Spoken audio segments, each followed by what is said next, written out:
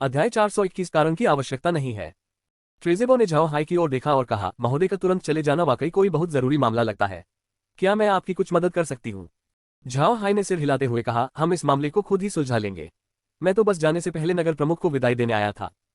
Zhao high की प्रतिक्रिया देखकर ट्रेज़ेबो ने फैसला किया कि वह कुछ नहीं कर सकता। इसलिए उसने बस सिर हिलाया और कहा, ठीक है, तो महोदय को तुरंत जाना चाहिए। अगर मैं कुछ कर सकता हूँ तो मुझे बताने में संकोच न करें। भले ही मैं व्यस्त रहूं, मैं आपकी मदद करने की पूरी कोशिश करूंगा।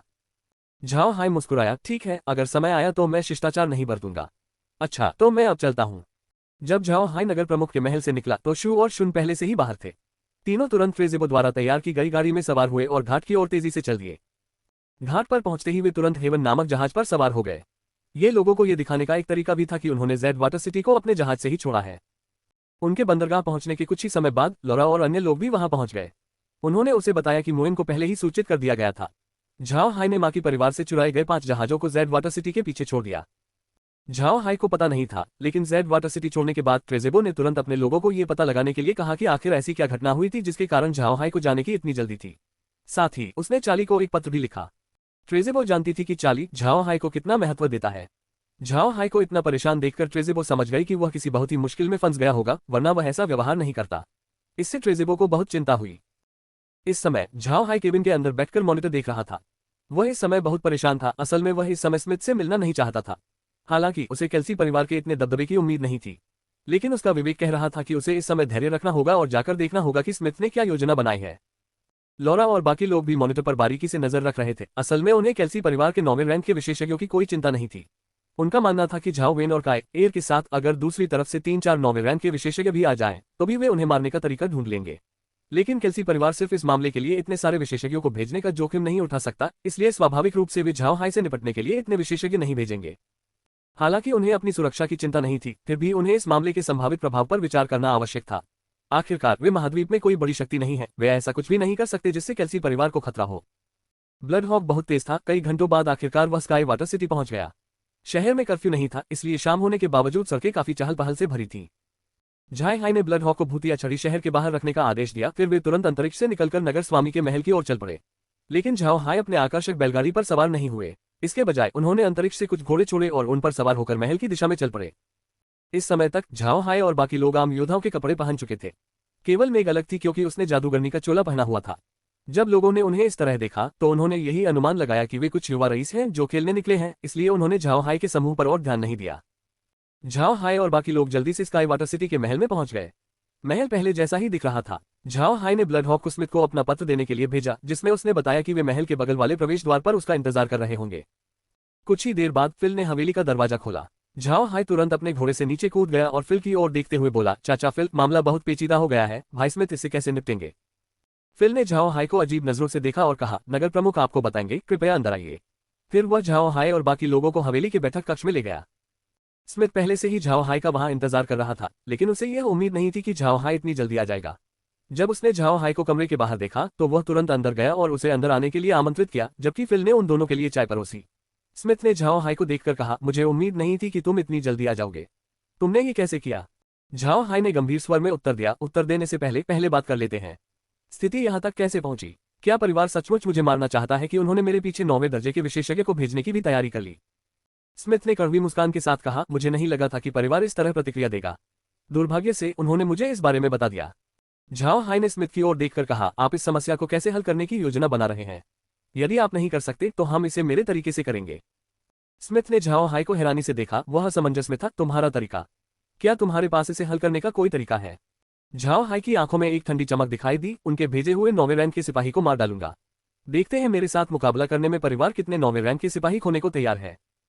स्मिथ लगभग खड़ा ही हो गया। उसकी निगाहें झाओ हाई पर टिकी थी। झाओ हाई के शब्दों से उसे समझ आ गया था कि उसके पास 9वें दर्जे के विशेषज्ञों को मारने की शक्ति है। इससे स्मिथ को बहुत आश्चर्य हुआ। 9वें दर्जे के विशेषज्ञ आसानी से प्रसन्न होने वाले लोग नहीं होते। साधारण कुलों में तो उनकी देखभाल के लिए 9वें दर्जे का कोई विशेषज्ञ होता ही नहीं। स्मिथ ने झाओ हाई की ओर देखा और कहा, क्या आप निश्चित हैं? हम यहाँ 9वें रैंक की बात कर रहे हैं, 8वें रैंक की नहीं। झाओ हाई ने ठंडे स्वर में कहा, मैं सच बोल रहा हूँ। अगर कल्सी परिवार मेरे पीछे एक 9वें रैंक का सिपाही भी भेजेगा तो वह निश्चित रूप से मारा जाएगा। अगर 2 भेजेगा तो वे भी मारे जाएंगे। सच कहूं तो जब तक वे 5 9वें रैंक के सिपाही नहीं भेजते, उनके भेजे हुए सभी सिपाही मारे जाएंगे। मैं आपको विश्वास दिलाता हूं कि मैं सुरक्षित रहूंगा, लेकिन आपके कालसी परिवार के बारे में ऐसा नहीं कह सकता। स्मिथ ने घूर कर देखा, फिर उसका चेहरा बिगड़ गया। क्या तुम मुझे धमकी दे रहे हो? झाओ हाई की आंखों में ठंडी चमक दौड़ गई। तुम सब मेरी जान लेना चाहते हो और मैं धमकी भरे वाक्य भी नहीं बोल सकता। क्या तुम डरते हो? स्मिथ ने झाओ हाई की ओर देखा और अचानक हंस पड़ा। शाबाश नौजवान, तुम्हारी बातें तो कमाल की हैं। हा हा हा। ठीक है, मैं तुम्हें अपना तरीका बताता हूँ। झाओ हाई का दृढ़ संकल्प देखकर स्मिथ खुद को शांत करने में असमर्थ रहा। तुम्हारे हावभाव को देखकर लगता है कि तुम हमारे कैसी परिवार के दुश्मन नहीं बनना चाहते। क्या मैं सही कह रहा हूँ? झाओ हाई ने सिर हिलाते हुए कहा, मैं ऐसा नहीं चाहता। सच कहूं तो मुझे आपके परिवार के लोगों से डर नहीं लगता, बल्कि आपके कालसी परिवार से भी डर नहीं लगता। लेकिन मैं रोसेन साम्राज्य से पंगा नहीं लेना चाहता। मेरे पास बहुत कुछ है, लेकिन मुझे अपनी जरूरतों को पूरा करने के लिए उसे पैसे में बदलना होगा। फिलहाल रोसेन साम्राज्य के अलावा रेडियंट चर्च का प्रभाव पूरे महाद्वीप में बहुत मजबूत है, और चूंकि चर्च मेरा कट्टर दुश्मन है, इसलिए दूसरे देशों में व्यापार करना बहुत मुश्किल होगा। यही कारण है कि मैं रोसेन साम्राज्य से अलग नहीं होना चाहता। अगर आपके कालसी परिवार से लड़ाई से बचने का कोई रास्ता है तो मैं वही पसंद करूंगा। अगर मेरे पास पैसे कमाने का कोई जरिया नहीं होगा तो मेरे लिए हालात बहुत मुश्किल हो जाएंगे। स्मिथ ने सिर हिलाया और कहा, लगता है मेरा अनुमान सही था। तो मैं आपको अपना तरीका बताता हूँ। इससे न केवल हमें आपसे निपटना बंद करना पड़ेगा, बल्कि इससे परिवार आपको बहुत महत्व देगा और आपकी सफलता में मदद करेगा। झाओ हाई ने हैरानी से देखा, वह असमंजस में था। उसने स्मिथ की ओर देखकर कहा, क्या बात है? स्मिथ ने हल्की सी मुस्कान के साथ कहा, तुम्हारी सगाई मेगन से हो रही है। झाओ हाई जम गया। उसने हैरानी से स्मिथ की तरफ देखा और कहा, क्या तुम मजाक कर रही हो? मेगन, क्या तुम पागल हो? स्मिथ ने सिर हिलाते हुए कहा, मैं सहमत नहीं हूं। अगर तुम मेगन से शादी करोगे तो तुम हमारे पक्ष में आ जाओगे और परिवार तुम्हारा साथ देगा। तुम्हारा क्या ख्याल है? झाओ हाई ने सिर हिलाते हुए कहा, यह ठीक नहीं होगा। मेगन मुझे पसंद नहीं करती, और हमारे बीच कोई भावनात्मक रिश्ता भी नहीं है। यह मेगन के साथ अन्याय भी होगा। हम ऐसा नहीं कर सकते। इस समय मेगन की आवाज तेज थी। भाई झाओ हाई, मुझे इस मामले की पहले से ही जानकारी है और मैं सहमत हूं। मैं आपको एक व्यक्ति के रूप में पसंद करती हूं। मैं आपको किसी मुसीबत में नहीं देखना चाहती। सबसे महत्वपूर्ण बात यह है कि मैं आपको और मेरे कालसी परिवार को एक दूसरे के साथ झगड़े में नहीं देखना चाहती। जब झाओ हाई आवाज का पीछा करते हुए आगे बढ़ा तो उसने मेगन को देखा। वह बैठक के कमरे के सामने खड़ी थी और शांत भाव से झाओ हाई को देख रही थी। झाओ हाई ने मेगन की तरफ देखा और मुस्कुराते हुए कहा, मेगन, तुम ऐसा क्यों कर रही हो? हमारे बीच कोई भावना नहीं है। तुम मेरे बारे में ज्यादा नहीं जानती। तुम्हारे साथ ऐसा करना अन्याय होगा। मेगन ने अपना सिर हिलाया और कहा, किसी को पसंद करने का कोई कारण नहीं होता। अन्याय जैसी कोई बात भी नहीं होती। मुझे बस तुम पसंद आने लगे और मुझे नहीं पता कि यह कब शुरू हुआ। मुझे पता है कि हम लंबे समय से बातचीत नहीं कर रहे हैं और तुम मेरे बारे में ज्यादा नहीं सोचते, लेकिन फिर भी मैं तुम्हें पसंद करती हूँ। एक झाओ हाई ने कड़वी मुस्कान दी। उसे सच में समझ नहीं आ रहा था कि क्या कहे। यह बिल्कुल वैसा ही था जैसा मेगन ने कहा था। उनकी मुलाकातें ज्यादा लंबी नहीं होती थी। साथ में होने पर भी झाओ हाई मेगन से गंभीरता से बात नहीं करता था। उसे सच में समझ नहीं आ रहा था कि उसके जैसा साधारण उबाऊ आदमी मेगन को कैसे आकर्षित कर लेता है। इस पर लौरा मुस्कुराई मेगन के पास गई और बोली, मेगन, बहुत बढ़िया। हम हमेशा के लिए बहनें बन सकती हैं, है ना मेग? मेग ने भी मुस्कुराते हुए कहा, हाँ, हम आगे चलकर बहनें बनेंगी। झाओ हाई उन दोनों पागल महिलाओं को देखकर अवाक रह गया। उसे समझ नहीं आ रहा था कि अपने पति को अलग करने की बात होने के बावजूद वे खुश क्यों थीं। स्मिथ ने झाओ हाई की तरफ देखा और चिढ़कर बोला, लड़के, तुम्हें तो बड़ी आसानी से मिल गया। मुझे पता ही नहीं था कि तुम इतने चालाक हो। मेरी बेटी को मुझसे छीनने की हिम्मत कैसे हुई? लेकिन तुम्हें मुझे अपनी पहचान बतानी चाहिए। तुम कौन हो? झाओ हाई ने स्मिथ की ओर देखा। अपना नाम सुनते ही वह मुस्कुराए बिना नहीं रह सका। लगता है उसे अपनी पहचान उजागर करनी ही पड़ेगी। एक कम ऑन बृहदध्याय 422 पहचान। इस समय लौरा और मेग एक तरफ मेगन से बातचीत कर रही थी। दूसरी ओर मैडम को फिल द्वारा बैठक कक्ष में लाया गया और फिर वह झाओ हाई के सामने बैठ गई। झाओ हाई ने जबरदस्ती मुस्कुराते हुए कहा, दरअसल मेरा अतीत उतना रहस्यमय नहीं है, लेकिन इसके बारे में कुछ ही लोग जानते थे। मेरा उपनाम बुढ़ा है। मैंने बाद में अपना नाम बदलकर झाओ हाई रख लिया। झाओ हाई का उपनाम बुढ़ा सुनकर स्मिथ अवाक रह गया। उसका चेहरा उतर गया और आवाज ऊंची हो गई, क्या सचमुच तुम्हारा उपनाम बुढ़ा है? वही बुढ़ा वंश का उत्तराधिकारी जिसे एक्सू साम्राज्य ने ब्लैक वेस्टलैंड विरासत में दिया था, एडम बुढ़ा? झाओ हाई ने सिर हिलाते हुए कहा, जी हाँ, मैं आदम बुद्धा हूँ, लेकिन मैंने अपना नाम बदलकर झाओ हाई रख लिया है। पहले वाला आदम अब मर चुका है। स्मिथ ने झाओ हाई की ओर देखते हुए कहा, क्या तुमने शून्यता का जल नहीं पिया? फिर तुम जादू का इस्तेमाल कैसे कर सकते हो? सही कहा, बेल के अनुसार तुम जादू का नहीं बल्कि एक बिन क्षमता का इस्तेमाल कर रहे हो। तो क्या तुम सचमुच जादू का इस्तेमाल नहीं कर सकते? झाओ हाई ने सिर हिलाते हुए कहा, नहीं, मैं जादू का इस्तेमाल कर सकता हूँ। शून्यता के जल से उत्पन्न विष का प्रभाव समाप्त हो चुका है। मैं अब जादू और युद्ध शक्ति का दोहरा साधक हूँ। मेरी युद्ध शक्ति 8वें स्तर पर है और मेरा जादू भी 8वें स्तर पर है। स्मिथ बहुत हैरान था। उसने झाओ हाई को घूरते हुए कहा, शून्यता के जल का इलाज हो सकता है? क्या ये सचमुच संभव है? आप मुझे धोखा तो नहीं दे रहे हैं? झाओ हाई ने सिर हिलाते हुए कहा, मैं आपको धोखा नहीं दे रहा हूँ। शून्यता के जल से मुझमें जो विष का असर हुआ था वह वास्तव में ठीक हो गया है, लेकिन इसका केवल एक ही इलाज है और इसे पूरा करने में मुझे बहुत समय लगा। वरना आप ये क्यों सोचते कि लॉरा और मेग अभी भी मेरी मंगेतर हैं, मेरी पत्नियां नहीं। झाओ हाई समझ गया था कि स्मिथ इतना परेशान क्यों था, क्योंकि शून्यता का जल एक वंशानुगत विष था। अगर झाओ हाई के विष का इलाज नहीं हुआ तो स्मिथ शायद मेगन से शादी न करे। आखिर अगर उनके बच्चे हुए तो वे न तो जादू और न ही युद्ध शक्ति का अभ्यास कर पाएंगे। क्योंकि उसने स्मिथ के मन की बात पढ़ ली थी, इसलिए झाओ हाई ने तुरंत स्मिथ को बताया कि उसके विष की समस्या का समाधान पहले ही हो चुका है। जब स्मिथ ने झाओ हाई की आवाज सुनी तो वह लॉरा की ओर मुड़े बिना नहीं रह सका। लॉरा ने स्मिथ को देखकर हल्की सी मुस्कान के साथ कहा, यह सच है, भाई हाई के जहर का मामला सुलझ गया है। अगर आपने आज हमें फोन नहीं किया होता तो हमारी शादी 2 दिन बाद होती। स्मिथ ने राहत की सांस ली और कहा, अच्छा, समस्या हल हो गई, बढ़िया। इसीलिए तो कोई तुम्हारे मूल के बारे में पता नहीं लगा पा रहा है। तुम असल में बुडा कबीले के सदस्य हो। हाँ हाँ हाँ, इस महाद्वीप में कोई सोच भी नहीं सकता कि शून्यता के जल का भी कोई इलाज हो सकता है। झाओ हाई ने हल्की सी मुस्कान के साथ कहा, यह कोई अजीब बात नहीं है, ऐसा कोई जहर नहीं है जिसका इलाज ना हो। तो आपने जो सगाई का प्रस्ताव रखा था उसका क्या होगा? क्या आप उस पर पुनर्विचार करेंगे? स्मिथ ने पलकें झपकाईं। क्या तुम नहीं चाहते? क्या तुम कह रहे हो कि मेरी मेगन तुम्हारे लायक नहीं है? अगर तुमने मना करने की हिम्मत की तो मैं सचमुच परिवार को 9वें रैंक के साथ तुम्हारा पीछा करने के लिए भेज दूंगा। झाओ हाई ने जबरदस्ती मुस्कुराते हुए कहा, ठीक है, मैं बाद में घर पर अपने बड़ों से बात कर लूंगी और सगाई की तारीख तय कर लूंगी। स्मिथ ने ठंडे लहजे में कहा, इस पर चर्चा करने की कोई जरूरत नहीं है। ये कल ही होगा, जितनी जल्दी हो उतना अच्छा। वरना अगर परिवार अपनी आखिरी टुकड़ी भेज देता है तो परेशानी खड़ी हो जाएगी। झाओ हाई ने भौहें चढ़ाते हुए कहा, क्या परिवार ने सचमुच 9वें रैंक वाले को मेरी तरफ भेजने की योजना बनाई थी? क्या ये कुछ अजीब नहीं है? क्या मैंने ऐसा कुछ किया है जिससे पूरा कालसी परिवार नाराज हो गया है? स्मिथ ने आह भरी और फिर उसने झाओ हाई को अपने और फिल के अनुमानों के बारे में बताया। झाओ हाई ने सुनकर हैरानी से स्मिथ की ओर देखा और बोला, इस वजह से मेरी नेतृत्व क्षमता के कारण मुझे मारना। अगर वे ऐसा करते रहे तो डार्क मेज का पेशा निश्चित रूप से खत्म हो जाएगा। आखिर किस तरह का मूर्ख प्रतिभाशाली लोगों को मारने का फैसला करता है? ये सब कैसे हुआ? स्मिथ ने कड़वी मुस्कान के साथ कहा, मुझे नहीं पता, लेकिन ये हमेशा से परिवार की परंपरा रही है। मैं भी उन्हें ऐसा करने से नहीं रोक सकता। झाओ हाई ने बनावटी मुस्कान के साथ कहा, मुझे शुरू में यह अजीब लगा कि रेडियंट चर्च ने डार्क मेजेस के अलावा किसी अन्य जादूगर पेशे को नाराज नहीं किया। तो यही कारण था, केल्सी परिवार वास्तव में इस पेशे के भविष्य को नष्ट कर रहा था। स्मिथ ने कड़वी मुस्कान दी, उसके पास कहने के लिए कुछ भी अच्छा नहीं था। उसने बस आह भरी और कहा, अभी इसे यहीं छोड़ देते हैं। आप वापस जाकर आराम करें, कल हम मेगन के साथ आपकी सगाई की जानकारी जारी करेंगे। न केवल परिवार को बल्कि पूरे महाद्वीप को। झाओ हाई ने अपनी भौहें सिकोड़ते हुए कहा, चाली का क्या होगा? अगर मेगन के साथ मेरी सगाई की खबर फैल गई तो केल्सी परिवार पर इसका क्या असर पड़ेगा? क्या तुमने इस बारे में पहले से सोच लिया है? क्या महान रईस सिंहासन के लिए होने वाली लड़ाइयों में भाग लेने से परहेज नहीं करते थे? क्या इससे केल्सी परिवार में कोई गलतफहमी पैदा होगी? स्मिथ मुस्कुराए और बोले, ये थोड़ा जटिल है, लेकिन इससे कोई खास असर नहीं पड़ना चाहिए। प्रिंस चार्ली शायद खुश भी हो, बाकी लोगों की राय मायने नहीं रखती। इस समय सबसे जरूरी आपकी सुरक्षा है। झाओ हाई ने सिर हिलाए बिना नहीं रह सका। स्मिथ ने उसकी ओर देखकर कहा, काफी देर हो चुकी है, जाकर आराम कर लो। कल हमें बहुत काम करना है। झाओ हाई ने सिर हिलाया, फिर वह लॉरा और बाकी लोगों को स्वीट प्लम कोर्टयार्ड में वापस ले गया। आंगन में प्रवेश करते ही वे तुरंत स्पेस में गए और ग्रीन को सारी जानकारी देने के लिए आयरन माउंटेन फोर्ट की ओर चल पड़े। जब ग्रीन ने झाओ हाई की रिपोर्ट सुनी तो वह हंसे बिना नहीं रह सका और बोला, शानदार। हाँ, युवा स्वामी, ये बहुत अच्छी खबर है। अगर हमें कालसी परिवार का समर्थन मिल जाए तो अपने कुल की प्रतिष्ठा को बहाल करने में हमें कम परेशानी होगी। मैंने सोचा भी नहीं था कि युवा स्वामी वास्तव में इतने उग्र होंगे। कुन ने झाओ हाई की तरफ देखा और आह भरते हुए कहा, लड़के, तुम कितने भाग्यशाली हो। पहले लॉरा तुम्हें पसंद करती थी, अब मेगन भी। एक दिन तुम दुनिया की सारी महिलाओं को दीवाना बना दोगे, तब बाकी नौजवान क्या कहेंगे? झाओ हाई उनकी चुटकियों को सुनकर बस कड़वी मुस्कान ही दे सका। उसे खुद भी ऐसी उम्मीद नहीं थी, उसके पास कहने के लिए कुछ नहीं था। मैरियन को इसकी ज्यादा परवाह नहीं थी। जब उसने सुना कि झाओ हाई ने एक और मंगेतर ढूंढ ली है तो वह खुशी से बोली, अच्छा युवा स्वामी, हमें आपकी शादी के लिए जल्द से जल्द समय निकालना चाहिए। बुढ़ा परिवार के लिए एक अच्छी शाखा का होना जरूरी है।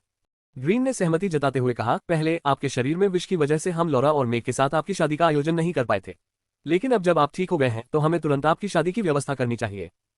झाओ हाई ने मुस्कुराते हुए कहा, मैंने भी यही सोचा था और आज मैंने लॉरा और मेग को इसके बारे में बताया भी। पहले तो मैं उनसे शादी करना चाहता था, लेकिन यह उनके लिए अन्याय होता। मुझे लगता है कि चूंकि बुढ़ा वंश अभी तक महाद्वीप पर फिर से प्रकट नहीं हुआ है, इसलिए अगर हम चुपके से शादी करते हैं तो यह उनके साथ नाइंसाफी होगी। और अब मेगन के आने से स्थिति और भी जटिल हो गई है।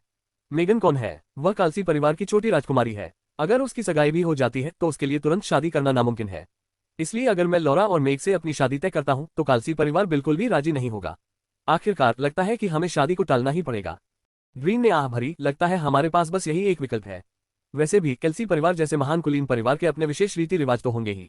मैंने सुना है कि उनके परिवार की किसी महिला की शादी होने पर कुछ और रस्में निभाई जाती हैं। लगता है हम शादी को बस कुछ समय के लिए टाल ही सकते हैं। कुन ने सिर हिलाते हुए कहा, दरअसल अगर उनकी शादी बाद में भी हो तो कोई फर्क नहीं पड़ता। अब जब लिटिल हाई की समस्या हल हो गई है तो उसकी सेहत पहले से कहीं बेहतर है। पहले की तरह नहीं, जब हमें डर था कि उसकी उम्र कम ही होगी। अब हमें बस केल्सी परिवार से दुश्मनी मोल लेने से बचना है, वरना भविष्य में मुसीबतें हमारा पीछा करती रहेंगी। ग्रीन ने सहमति जताते हुए कहा, यह सच है। ठीक है लिटिल हाई, तुमने कहा था कि तुम कल सगाई करना चाहती हो। क्या तुम चाहती हो कि मैं आऊं? झाओ हाई ने सिर हिलाते हुए कहा, नहीं, स्मिथ खुद हमसे उलझना चाहता था। देखते हैं केल्सी परिवार क्या करता है।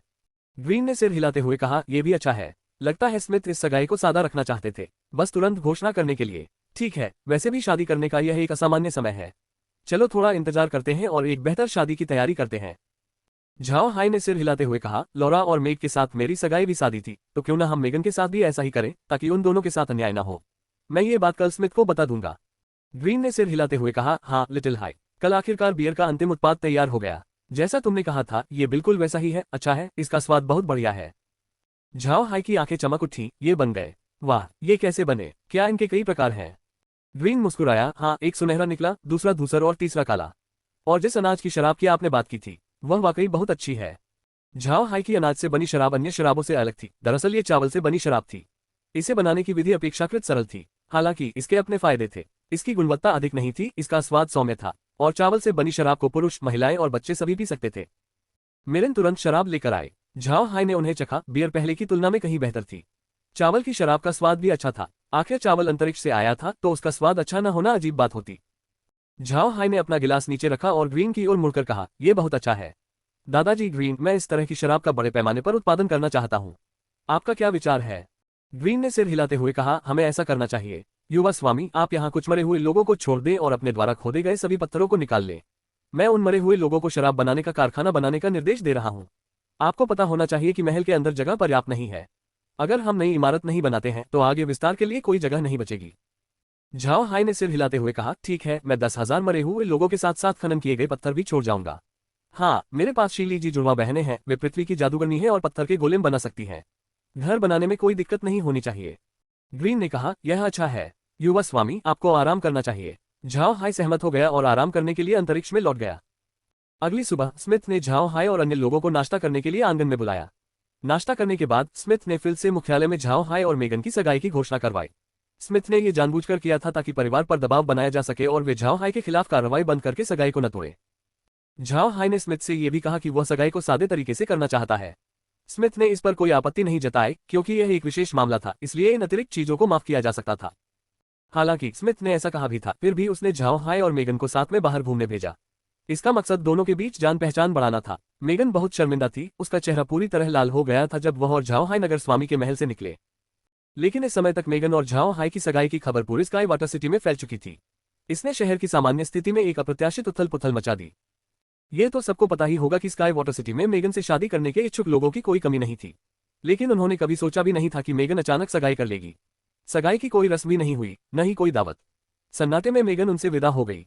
देखते ही देखते स्काई वाटर सिटी के लोग पागल हो गए। जब झाओ हाई खेलने के लिए बाहर गया, तो 20 से अधिक रईस लोग मेगन के पास ऐसे आ गए मानो उसे बचाने की जरूरत हो।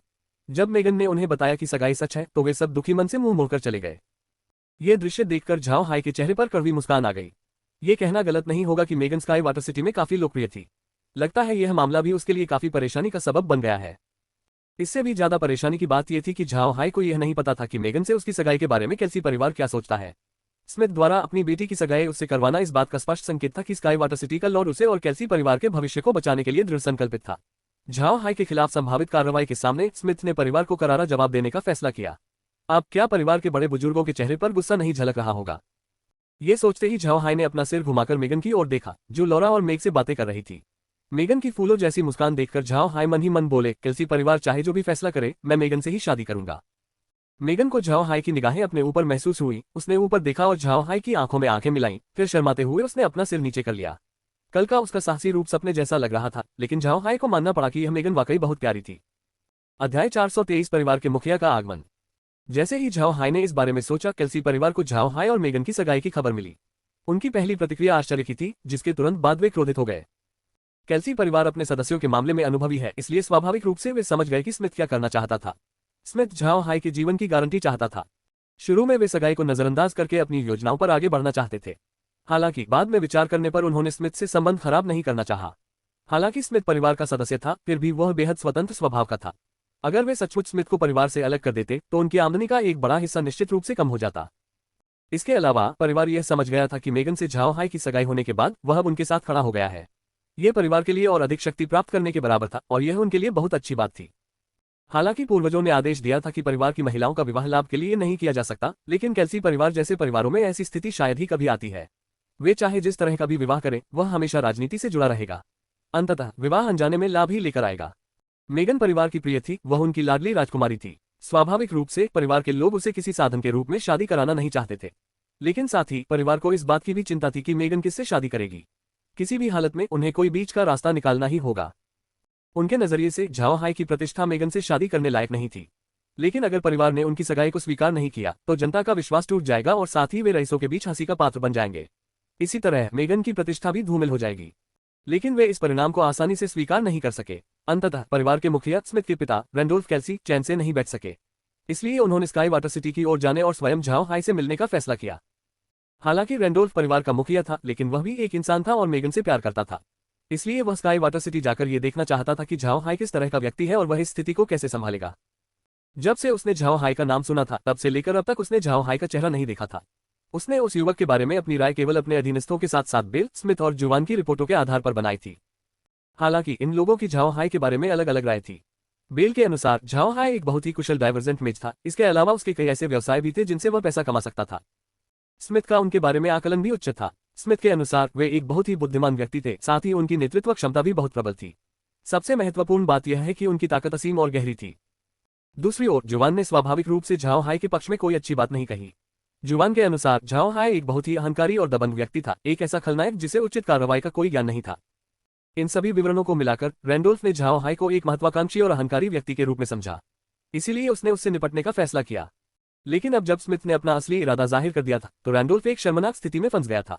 उसे परिवार को झाओ हाई से निपटने के लिए 9वीं रैंक के सैनिकों को भेजने से रोकना था, क्योंकि स्काई वाटर सिटी पहुंचने पर उसे खुद झाओ हाई से मिलना था। इसी समय चार्ली को भी यह सूचना मिली। इसे पाकर वह प्रसन्न हुआ।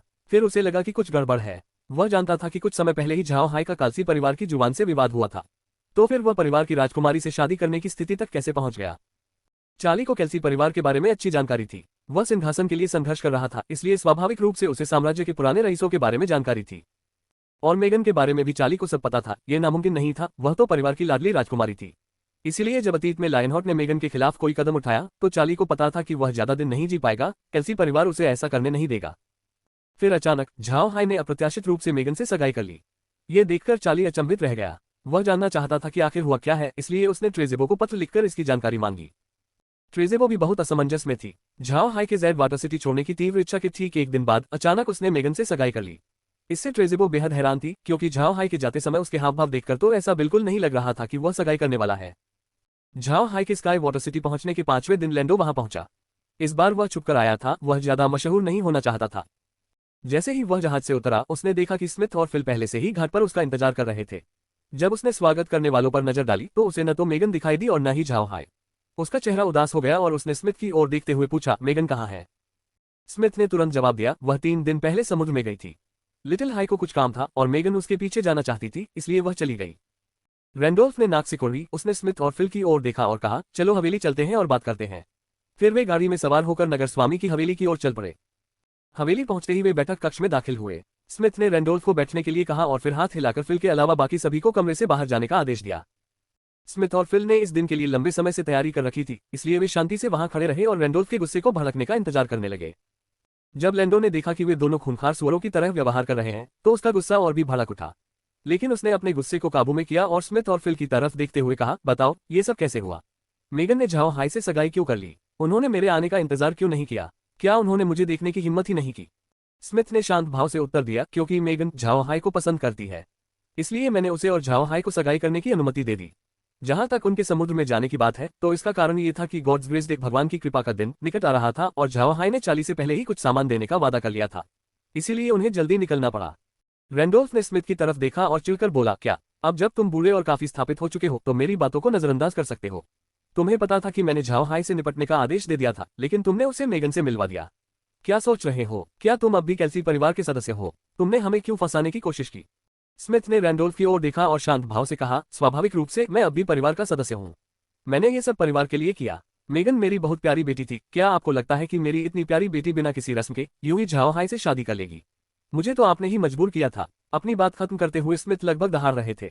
रैंडोल्फ ने स्मिथ की ओर देखा और ठंडे लहजे में कहा, अच्छा हुआ कि तुम्हारी हिम्मत मुझ पर चिल्लाने की भी हुई। तुम कहते हो कि तुम ये परिवार के लिए कर रहे हो। भला ये परिवार के लिए कैसे अच्छा हो सकता है? स्मिथ ने भी रैंडोल्फ को ठंडे लहजे में देखा, बेशक ये परिवार के लिए अच्छा है। आपको झाओ हाई के साथ ऐसा व्यवहार नहीं करना चाहिए। अगर आप ऐसा करेंगे तो डार्क मेजेस लीग के अन्य सदस्य हमारे बारे में अच्छा नहीं सोचेंगे। क्या आप सचमुच लीग को भंग करना चाहते हैं? क्या आप डार्क मेजेस को तितर बितर करना चाहते हैं ताकि बाद में रेडियंट चर्च द्वारा उनका सफाया किया जा सके? रैंडोल्फ ने पलटवार करते हुए कहा, तुम्हें क्या पता, मैं तो रेडियंट चर्च के खिलाफ लड़ने के लिए ये सब कर रहा हूँ। जब तक हम सभी डार्क मेजेस को अपने परिवार के अंतर्गत एकजुट नहीं कर लेते, तब तक हमारे पास चर्च से लड़ने की ताकत नहीं होगी। स्मिथ ने मानो हमारी बात नहीं सुनी, फिर उसने जवाब दिया, क्या सच में? पहले जब रेडियंट चर्च ने हमें दबाया नहीं था, तब क्या हमने भी यही कोशिश नहीं की थी? क्या हुआ? क्या उन डार्क मेजों ने हमारी बात मानी? अंत में हमने यही किया कि लोगों के लिए इस पेशे को सीखना मुश्किल हो गया, जिससे हमारी संख्या धीरे धीरे कम होती गई। और जब रेडियंट चर्च ने आखिरकार हमसे निपटने का फैसला किया, तब तक डार्क मेज का पेशा लगभग खत्म ही हो चुका था। क्या आप इसे एकता कहते हैं? रैंडोल्फ का चेहरा इस समय बेहद विकृत था। वह बीते हुए मामले के बारे में जानता था, लेकिन उसे लगा था कि उस समय हालात अलग होंगे। झाओ हाई द्वारा दी गई योजना के साथ उसे ऐसा लग रहा था कि डार्क मेज अपने चरम पर पहुंचने वाला है। उस समय केल्सी परिवार खुशी खुशी नेतृत्व संभाल लेगा। इससे परिवार की शक्ति लगभग रेडियंट चर्च के बराबर हो जाएगी। हालांकि जब रैंडोल्फ इन सब बातों के बारे में सोचता है तो वह शर्मिंदा हुए बिना नहीं रह पाता। यह तरीका झाओ हाई ने बताया था और अब वे सचमुच उससे निपटने की योजना बना रहे थे। स्मिथ ने रैंडोल्फ की ओर देखते हुए कहा, क्या तुम सोचते हो कि झाओ हाई के विचार से डार्क मेज पेशे में जबरदस्त वृद्धि होगी? तो ऐसे में अगर तुम यहाँ वहाँ कुछ डार्क मेजों को मार भी दो तो कोई बड़ी बात नहीं। क्या यही तुम्हारा विचार है? तुम्हें क्या लगता है कि डार्क मेज बनने के प्रशिक्षण में कितना समय लगेगा? 20, 30, 40 साल? क्या तुम्हें पता है कि 20 साल में क्या होगा? हाँ, झाओ हाई के विचार से डार्क मेजों की संख्या निश्चित रूप से बहुत बढ़ जाएगी, लेकिन यह इस शर्त पर होगा कि रोसेन साम्राज्य के सभी स्कूल डार्क मेज तैयार कर रहे हों। अगर तुम सच में सभी डार्क मेजों को हमारे केल्सी परिवार के प्रभाव में लाने में सफल हो जाते हो, तो हमारे परिवार की शक्ति सचमुच बढ़ जाएगी। लेकिन उस समय रेडियंट चर्च से हमें क्या अलग करेगा? रेडियंट चर्च को क्यों दबाया जा रहा था? ये रोसेन साम्राज्य से क्यों गायब हो गया? क्या तुम परिवार को दूसरा रेडियंट चर्च बनाना चाहते हो? भले ही रोसेन साम्राज्य द्वारा चर्च को दबा दिया गया हो, फिर भी उसका प्रभाव बना रहेगा साम्राज्य के बाहर। लेकिन हमारा क्या होगा? अगर साम्राज्य के सभी कुलीनों के गठबंधन द्वारा हमें दबा दिया जाए तो क्या होगा? क्या हम चले जाएंगे? यह मत भूलिए कि रोसेन साम्राज्य के अलावा बाहरी दुनिया रेडियंट चर्च की है। स्मिथ की बातों से रैंडोल्फ को पसीना आ गया। उसकी योजना ठीक वैसी ही थी जैसी स्मिथ ने कही थी, यानी परिवार को एक दूसरे रेडियंट चर्च में बदलना। लेकिन वह भूल गया था कि केल्सी परिवार अभी भी साम्राज्य का एक महान कुलीन ही था। उनके जैसे और भी महान कुलीन थे, साथ ही ऊपर शाही वंश भी था। अगर वे सचमुच एक और रेडियंट चर्च बन जाते हैं तो वे शाही वंश के शासन के लिए खतरा बन जाएंगे। तब क्या होगा? क्या दूसरे कुलीन उन्हें यूं ही छोड़ देंगे? अगर वे महान कुलीन एकजुट होकर परिवार को दबा दें तो वे क्या कर पाएंगे? रोसेन साम्राज्य के अलावा रेडियंट चर्च का बाहरी प्रभाव भी अत्यधिक था। यदि वे रोसेन साम्राज्य छोड़ देते तो रेडियंट चर्च निश्चित रूप से उन्हें कुचल देता। पहले रैंडोल्फ ने स्वीकार किया कि वह उनकी जीत से स्तब्ध रह गया था। आखिरकार वह एक महान परिवार का मुखिया था, उसने परिवार के उतार चढ़ाव देखे थे। अब जब उसने स्मिथ के विचार सुने तो वह गंभीर हो गया और उसने फायदे नुकसान का आकलन किया। अंत में उसे स्मिथ की बात माननी ही पड़ी। साथ ही एक मुखिया होने के नाते रैंडोल्फ जानता था कि शाही परिवार ऐसी किसी शक्ति को बर्दाश्त नहीं करेगा जो उनके शासन के लिए खतरा बन सके। यही बात अन्य महान रईसों पर भी लागू होती थी। अगर वह सचमुच अपनी योजना पर अमल करता तो शाही परिवार और महान रईस दोनों मिलकर उस परिवार को दबाने की कोशिश करते। स्मिथ ने अपने पिता की ओर देखा और समझ गया कि वे सोच विचार कर रहे हैं। इसलिए स्मिथ चुपचाप वहीं खड़ा रहा। उसे विश्वास था कि उसके पिता इसका हल निकाल लेंगे। अगर वे ऐसा नहीं कर पाए तो वे केल्सी परिवार के मुखिया कहलाने के लायक नहीं हैं। काफी देर बाद रैंडोल्फ ने एक गहरी सांस ली और कहा, भले ही आप सही हो, आपको मेगन की शादी झाओ हाई से कराने की जरूरत नहीं है। आखिर उसके पास है क्या? रैंडोल्फ के नर्म पड़ने की बात सुनकर स्मिथ को राहत मिली। वह जानता था कि रैंडोल्फ मान गया है। उसने तुरंत जवाब दिया, पिताजी, मैंने ये परिवार के लिए किया। अगर हमने सचमुच झाओ हाई से निपटने के लिए 9वीं रैंक के सैनिक को भेजा होता तो मुझे डर है कि हमें मुश्किलों का सामना करना पड़ता। मुझे डर है कि 9वीं रैंक का सैनिक शायद वापस न लौट पाए। रैंडोल्फ कुछ देर तक घूरता रहा, फिर उसका चेहरा बदल गया। उसने स्मिथ की ओर देखा और कहा, क्या तुम्हें पता है तुम क्या कह रहे हो? वह 9वें दर्जे का विशेषज्ञ है। क्या तुम्हें सच में लगता है कि झाओ हाई इतना ताकतवर है? स्मिथ ने मुस्कुराते हुए कहा, मुझे नहीं पता कि वह सचमुच इतना ताकतवर है या नहीं, लेकिन झाओ हाई ने मुझे बताया कि जब तक आप 9वें दर्जे के 5 विशेषज्ञ नहीं भेजते तब तक वे वापस नहीं लौट पाएंगे। और अगर हम 9वें दर्जे के 5 विशेषज्ञ भेज भी दें तो भी उसे पूरा भरोसा है कि वह बच निकलेगा। रैंडोल्फ ने चिढ़कर कहा, क्या तुम सचमुच उसकी बातें सुनकर डर गए? क्या तुमने सचमुच उसकी बातों पर विश्वास किया? स्मिथ ने बनावटी मुस्कान के साथ कहा, मुझे उस पर विश्वास है पिताजी। क्या आपको पता है कि उसे जेड वाटर सिटी से स्काई वाटर सिटी तक का सफर तय करने में कितना समय लगा? केवल कुछ घंटे। वो इतनी तेजी से उड़ा। आम बाज भी इतने तेज नहीं उड़ते। क्या 9वें रैंक के अधिकांश सैनिक इतनी तेजी से उड़ सकते हैं? इसलिए मैंने उसकी बातों पर विश्वास किया। रैंडोल्फ के हैरान चेहरे ने स्मिथ की ओर देखा और कहा, क्या आप निश्चित हैं? क्या वह सचमुच इतना तेज है? स्मिथ मुस्कुराया और बोला, अगर आपको मेरी बात पर यकीन नहीं है तो आप अंकल फिल से पूछ सकते हैं। फिल ने सिर हिलाया और कहा, कुलपति जी, ये सच है, झाओ हाई वाकई बहुत फुर्तीला है। हमने जेड वाटर सिटी में एक व्यक्ति को विशेष रूप से झाओ हाई पर नजर रखने के लिए तैनात किया है।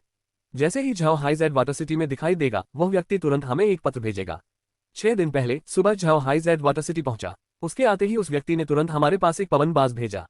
उसका संदेश मिलते ही हमने तुरंत एक रक्तबाज से झाओ हाई को पत्र भिजवाया और उसे जल्द से जल्द आकाश जल शहर की ओर आने को कहा। जब रक्तबाज उसका जवाब लेकर आकाश जल शहर पहुंचा तो झाओ हाई भी वहां पहुंच गया। अध्याय 424 समुद्र।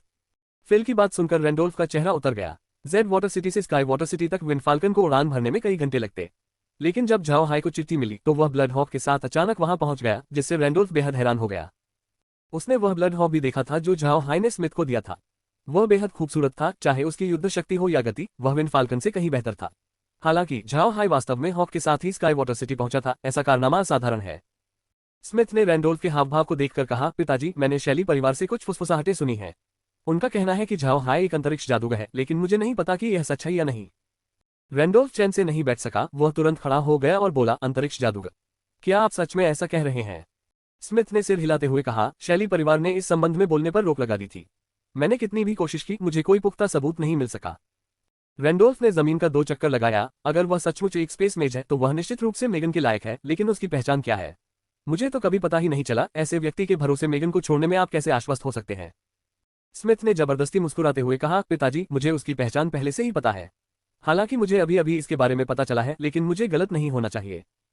रैंडोल्फ ने कहा, तुम्हें पता चल गया? ये कैसे संभव है? महाद्वीप के लगभग सभी महान कबीले पता लगाने के लिए दृढ़ संकल्पित थे, लेकिन उन्हें कुछ भी हाथ नहीं लगा। तुमने ये कैसे पता लगाया?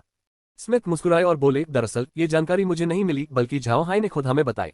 मेगन से सगाई से पहले मैंने उनसे उनके बारे में पूछा था और वे हमें बताने के लिए सहमत हो गए।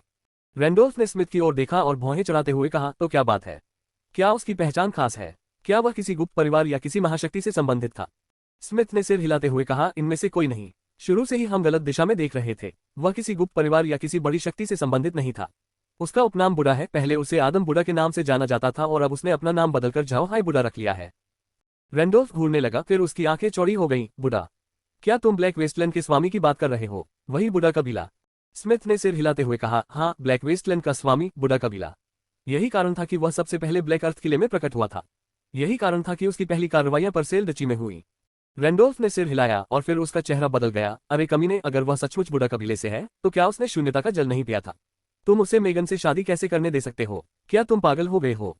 स्मिथ ने रैंडोल्फ की ओर देखा और आह भरी। अपने पिता के चेहरे को देखकर ऐसा लग रहा था मानो वह खुद को देख रहा हो। उस समय जब उसे झाओ हाई की पहचान पता चली तो उसकी प्रतिक्रिया भी बिल्कुल रैंडोल्फ जैसी ही थी। हालांकि उसे अपने पिता के सवाल का जवाब देना ही था, इसलिए वह मुस्कुराया और बोला, अगर झाओ हाई के शरीर में अभी भी शून्यता के जल का विष है तो मैं उसे मेगन कैसे दे सकता हूं? उसके शरीर पर मौजूद विष का असर तो पहले ही खत्म हो चुका है। रैंडोल्फ ने जवाब दिया, सुलझ गया। सचमुच? स्मिथ ने सिर हिलाते हुए कहा, जी हाँ, मैंने उससे जादू और युद्ध शक्ति दोनों का प्रदर्शन करवाया। अभी उसका जादू 8वें स्तर पर है और युद्ध शक्ति भी 8वें स्तर पर। लेकिन चूंकि उसने पहले मार्शल आर्ट का उतना अभ्यास नहीं किया था, इसलिए वह सामान्य युद्ध में केवल 7वें स्तर के योद्धा से ही मुकाबला कर सकता है। हालांकि वह वास्तव में हर तत्व का जादूगर है और उनमें निपुण भी है। वह मिश्रित जादू भी कर सकता है। मेरे अनुमान के अनुसार उसकी वर्तमान युद्ध शक्ति उसे 9वें स्तर से नीचे के योद्धाओं के लिए अजेय बनाती है। रैंडोल्फ ने स्मिथ को घूरते हुए कहा, क्या तुम सच कह रहे हो? क्या वह सचमुच सभी तत्वों का बहुतत्व जादूगर है? जादू और युद्ध ऊर्जा दोनों का अभ्यास करने वाला। उसे किस तरह का संयोगवश अनुभव हुआ? स्मिथ ने बनावटी मुस्कान के साथ कहा, मैं भी जानना चाहता हूं, लेकिन उसने मुझे बताने से इनकार कर दिया। शायद वह बाद में मेगन को बताएगा। वह किसी ऐसे व्यक्ति को नहीं बता सकता जिस पर वह पूरी तरह से भरोसा न कर सके। रैंडोल्फ ने भौहें चढ़ाते हुए कहा, वह बहुत सावधान है, लेकिन ये भी अच्छा है। इस बार आपका फैसला बिल्कुल सही है। मुझे इस लड़के के इतने ताकतवर होने की उम्मीद नहीं थी। अगर हम उसे परेशान करते रहे तो हमें बहुत बड़ा नुकसान उठाना पड़ेगा। लेकिन इस नौजवान ने मेरी पोती को मुझसे छीन लिया, इसलिए मैं उसे कभी माफ नहीं करूंगा। स्मिथ मुस्कुराया, पिताजी, आपको पता होना चाहिए कि हमारी पिछली कार्रवाइयों के कारण झाओ हाई को प्रिंस चार्ली की ओर धकेल दिया गया था। क्या इसका हमारे परिवार पर कोई असर पड़ेगा? रैंडोल्फ ने एक पल सोचा और फिर सिर हिलाते हुए कहा, मुझे ऐसा नहीं लगता। झाओ हाई की सगाई मेगन से हुई है, शादी नहीं।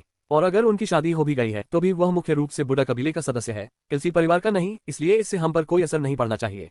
बस चार्ली के साथ ज्यादा नजदीकी मत बढ़ाना। स्मिथ ने सिर हिलाया और मौसम की ओर देखते हुए कहा, पिताजी, काफी देर हो चुकी है, चलिए कुछ खा लेते हैं। हाँ, झाओ हाई ने मुझे बताया था कि वह थोड़ी देर में लौट आएगा। अगर आप झाओ हाई से मिलना चाहते हैं तो मुझे लगता है कि आपके लिए स्काई वाटर सिटी में कुछ देर रुकना बेहतर होगा। रैंडोल्फ ने एक पल सोचा और सिर हिलाते हुए कहा, ठीक है, मैंने मेगन को काफी समय से नहीं देखा है, तो मैं कुछ समय के लिए यहीं रुकूंगा। स्मिथ ने सिर हिलाया, फिर वह फिल के साथ रैंडोल्फ को भोजन कक्ष की ओर ले गया। लेकिन उन्हें यह अंदाजा नहीं था कि इस समय झाओ हाई रॉक श्रिम्प जनजाति की ओर बढ़ रहा था। कुछ दिनों तक एक दूसरे के साथ घुलने मिलने के बाद झाओ हाई और मेगन अब एक दूसरे के साथ सहज महसूस करने लगे थे।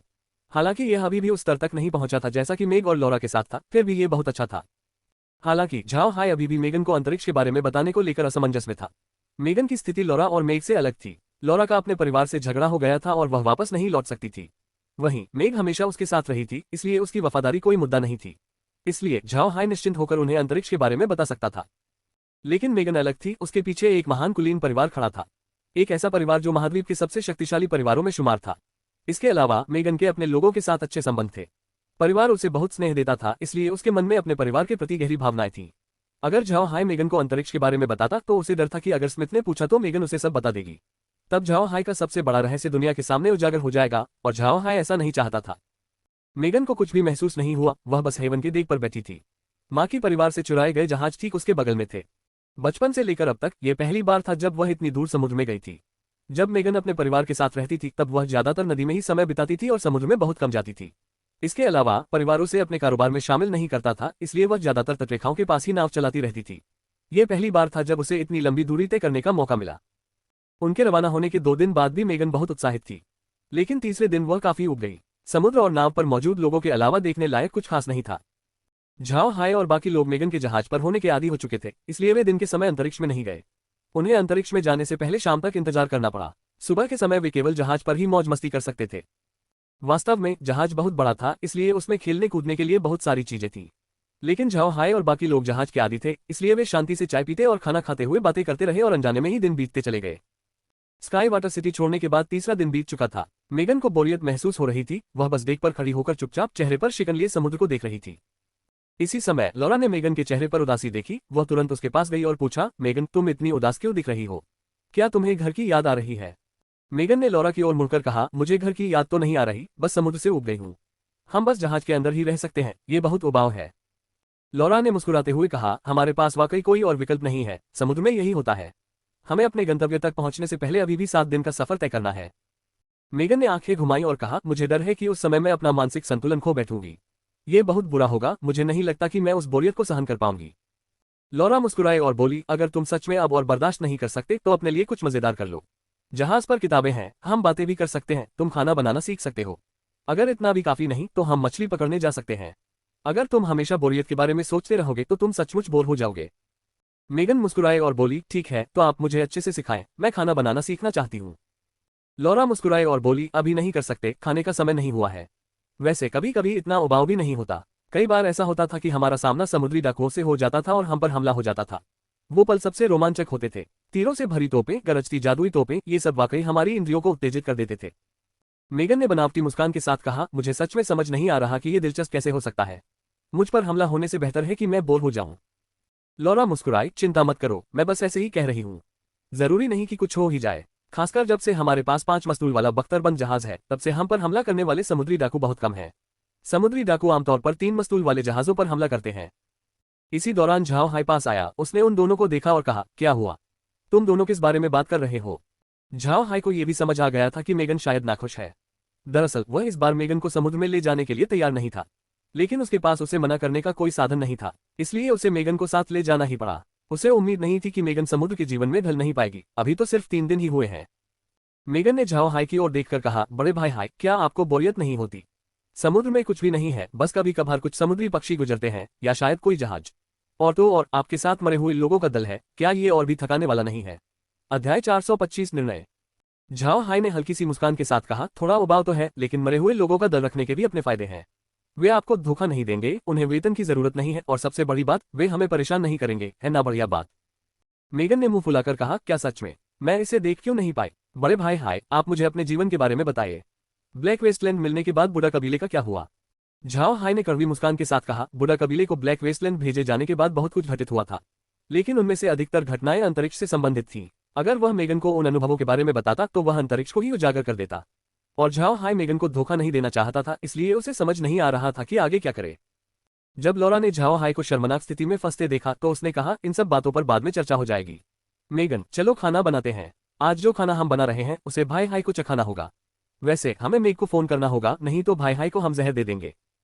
लॉरा की बात सुनकर मेगन की दिलचस्पी बढ़ गई, इसलिए वह मुस्कुराए और उनके पीछे पीछे चल पड़ी। फिर चारों औरतें रसोई की ओर दौड़ पड़ी। जब झाओ हाई ने चारों की पीठ देखी तो उसने अपने बगल में खड़े बेवकूफ से कहा, बेवकूफ, तुम क्या सोचते हो? क्या मुझे मेगन को अंतरिक्ष के बारे में बताना चाहिए? ब्लॉकहेड मुस्कुराया और बोला, ये तो युवा स्वामी पर निर्भर करता है। लेकिन अगर आप सोचे तो अगर अंतरिक्ष का भेद खुल भी जाए तो महाद्वीप में कुछ ही ऐसी शक्तियां बची हैं जो हमारे लिए खतरा बन सकती हैं। अंतरिक्ष में मौजूद असंख्य मरे हुओं के साथ हमारे पास किसी के भी मुकाबले संख्यात्मक बढ़त है। अगर हम सचमुच टिक नहीं पाए तो हम सीधे बीस्टमैन प्रेरी भाग सकते हैं। झाओ हाई ने हल्की सी मुस्कान के साथ कहा, तुम्हारी महत्वाकांक्षा छोटी नहीं है, लेकिन तुमने जो कहा वो सही है। अभी हमें किसी से डरने की जरूरत नहीं है। और मुझे भी ऐसा लग रहा है कि मैंने मेगन को धोखा दिया है, मुझे उसके लिए बुरा लग रहा है। खैर, अगर मुझे उस पर भरोसा नहीं होता तो मुझे उससे सगाई नहीं करनी चाहिए थी। ब्लॉकहेड मुस्कुराया और बोला, मुझे इन सब चीजों के बारे में ज्यादा जानकारी नहीं है। युवा मालिक इसे खुद कर सकते हैं। झाओ हाई ने ब्लॉकहेड की ओर देखकर मुस्कुराते हुए कहा, वैसे तो हम यही हैं, तुम और रॉकहेड शादी करने लायक उम्र के हो चुके हो। मैं दादा ग्रीन से इस बारे में बात करता हूँ। तुम दोनों पूरी जिंदगी अकेले नहीं रह सकते, तुम्हें एक महिला की जरूरत है जो तुम्हारा ख्याल रखे। जब ब्लॉकहेड ने झाओ हाई की बात सुनी तो उसका चेहरा शर्म से लाल हो गया और उसने कहा, युवा मालिक, आपको वाकई मजाक करना बहुत पसंद है। मैं स्टोनहेड के साथ साथ युवा मालिक की सेवा करके पहले से ही काफी खुश हूँ। झाओ हाई मुस्कुराया, मेरी सेवा करना और शादी करना दो अलग अलग बातें हैं। आप शादी कर सकते हैं और फिर भी मेरी सेवा कर सकते हैं। लगता है मुझे ये बात दादा ग्रीन को बतानी ही पड़ेगी। दोपहर का भोजन करने के बाद समूह ने दोपहर की नींद ली। दोपहर में झाओ हाई ने जहाज पर अपनी युद्ध शक्ति और लड़ाई की तकनीकों का अभ्यास किया। वहीं दूसरी ओर मेगन को जादू का उपयोग करके लड़ना सिखा रही थी। हालांकि मेगन 5वीं श्रेणी की जल जादूगरनी थी और उसके पास अच्छे जादुई कौशल भी थे, लेकिन उसका व्यावहारिक अनुभव अच्छा नहीं था, इसलिए मेग ने उसे मार्गदर्शन देने का फैसला किया। लेकिन झाओ हाई समझता है कि इस तरह का मार्गदर्शन मेगन को एक हद तक ही मदद कर सकता है। उसे असल युद्ध अनुभव की जरूरत थी। अभ्यास और वास्तविक युद्ध की तुलना करने पर दोनों का माहौल बिल्कुल अलग था। कई लोग प्रशिक्षण में तो बहुत कुशल थे, लेकिन युद्ध के मैदान में बिल्कुल नासमझ साबित हुए। वे युद्ध के मैदान के माहौल में ढल न पाने के कारण मारे जाते थे। वे दुश्मन के हमलों से डर जाते थे, जिससे उनकी युद्ध क्षमता लगभग 20% तक गिर जाती थी, और यह एक योद्धा के लिए घातक साबित होता था। शाम को जब मेगन सो गई तो झाओ हाई और बाकी लोग स्पेस में गए। ग्रीन और कुन पहले से ही अंदर उनका इंतजार कर रहे थे। झाओ हाई ने मार्शल आर्ट का अभ्यास करने के बाद सभी लोग बैठक में बैठ गए।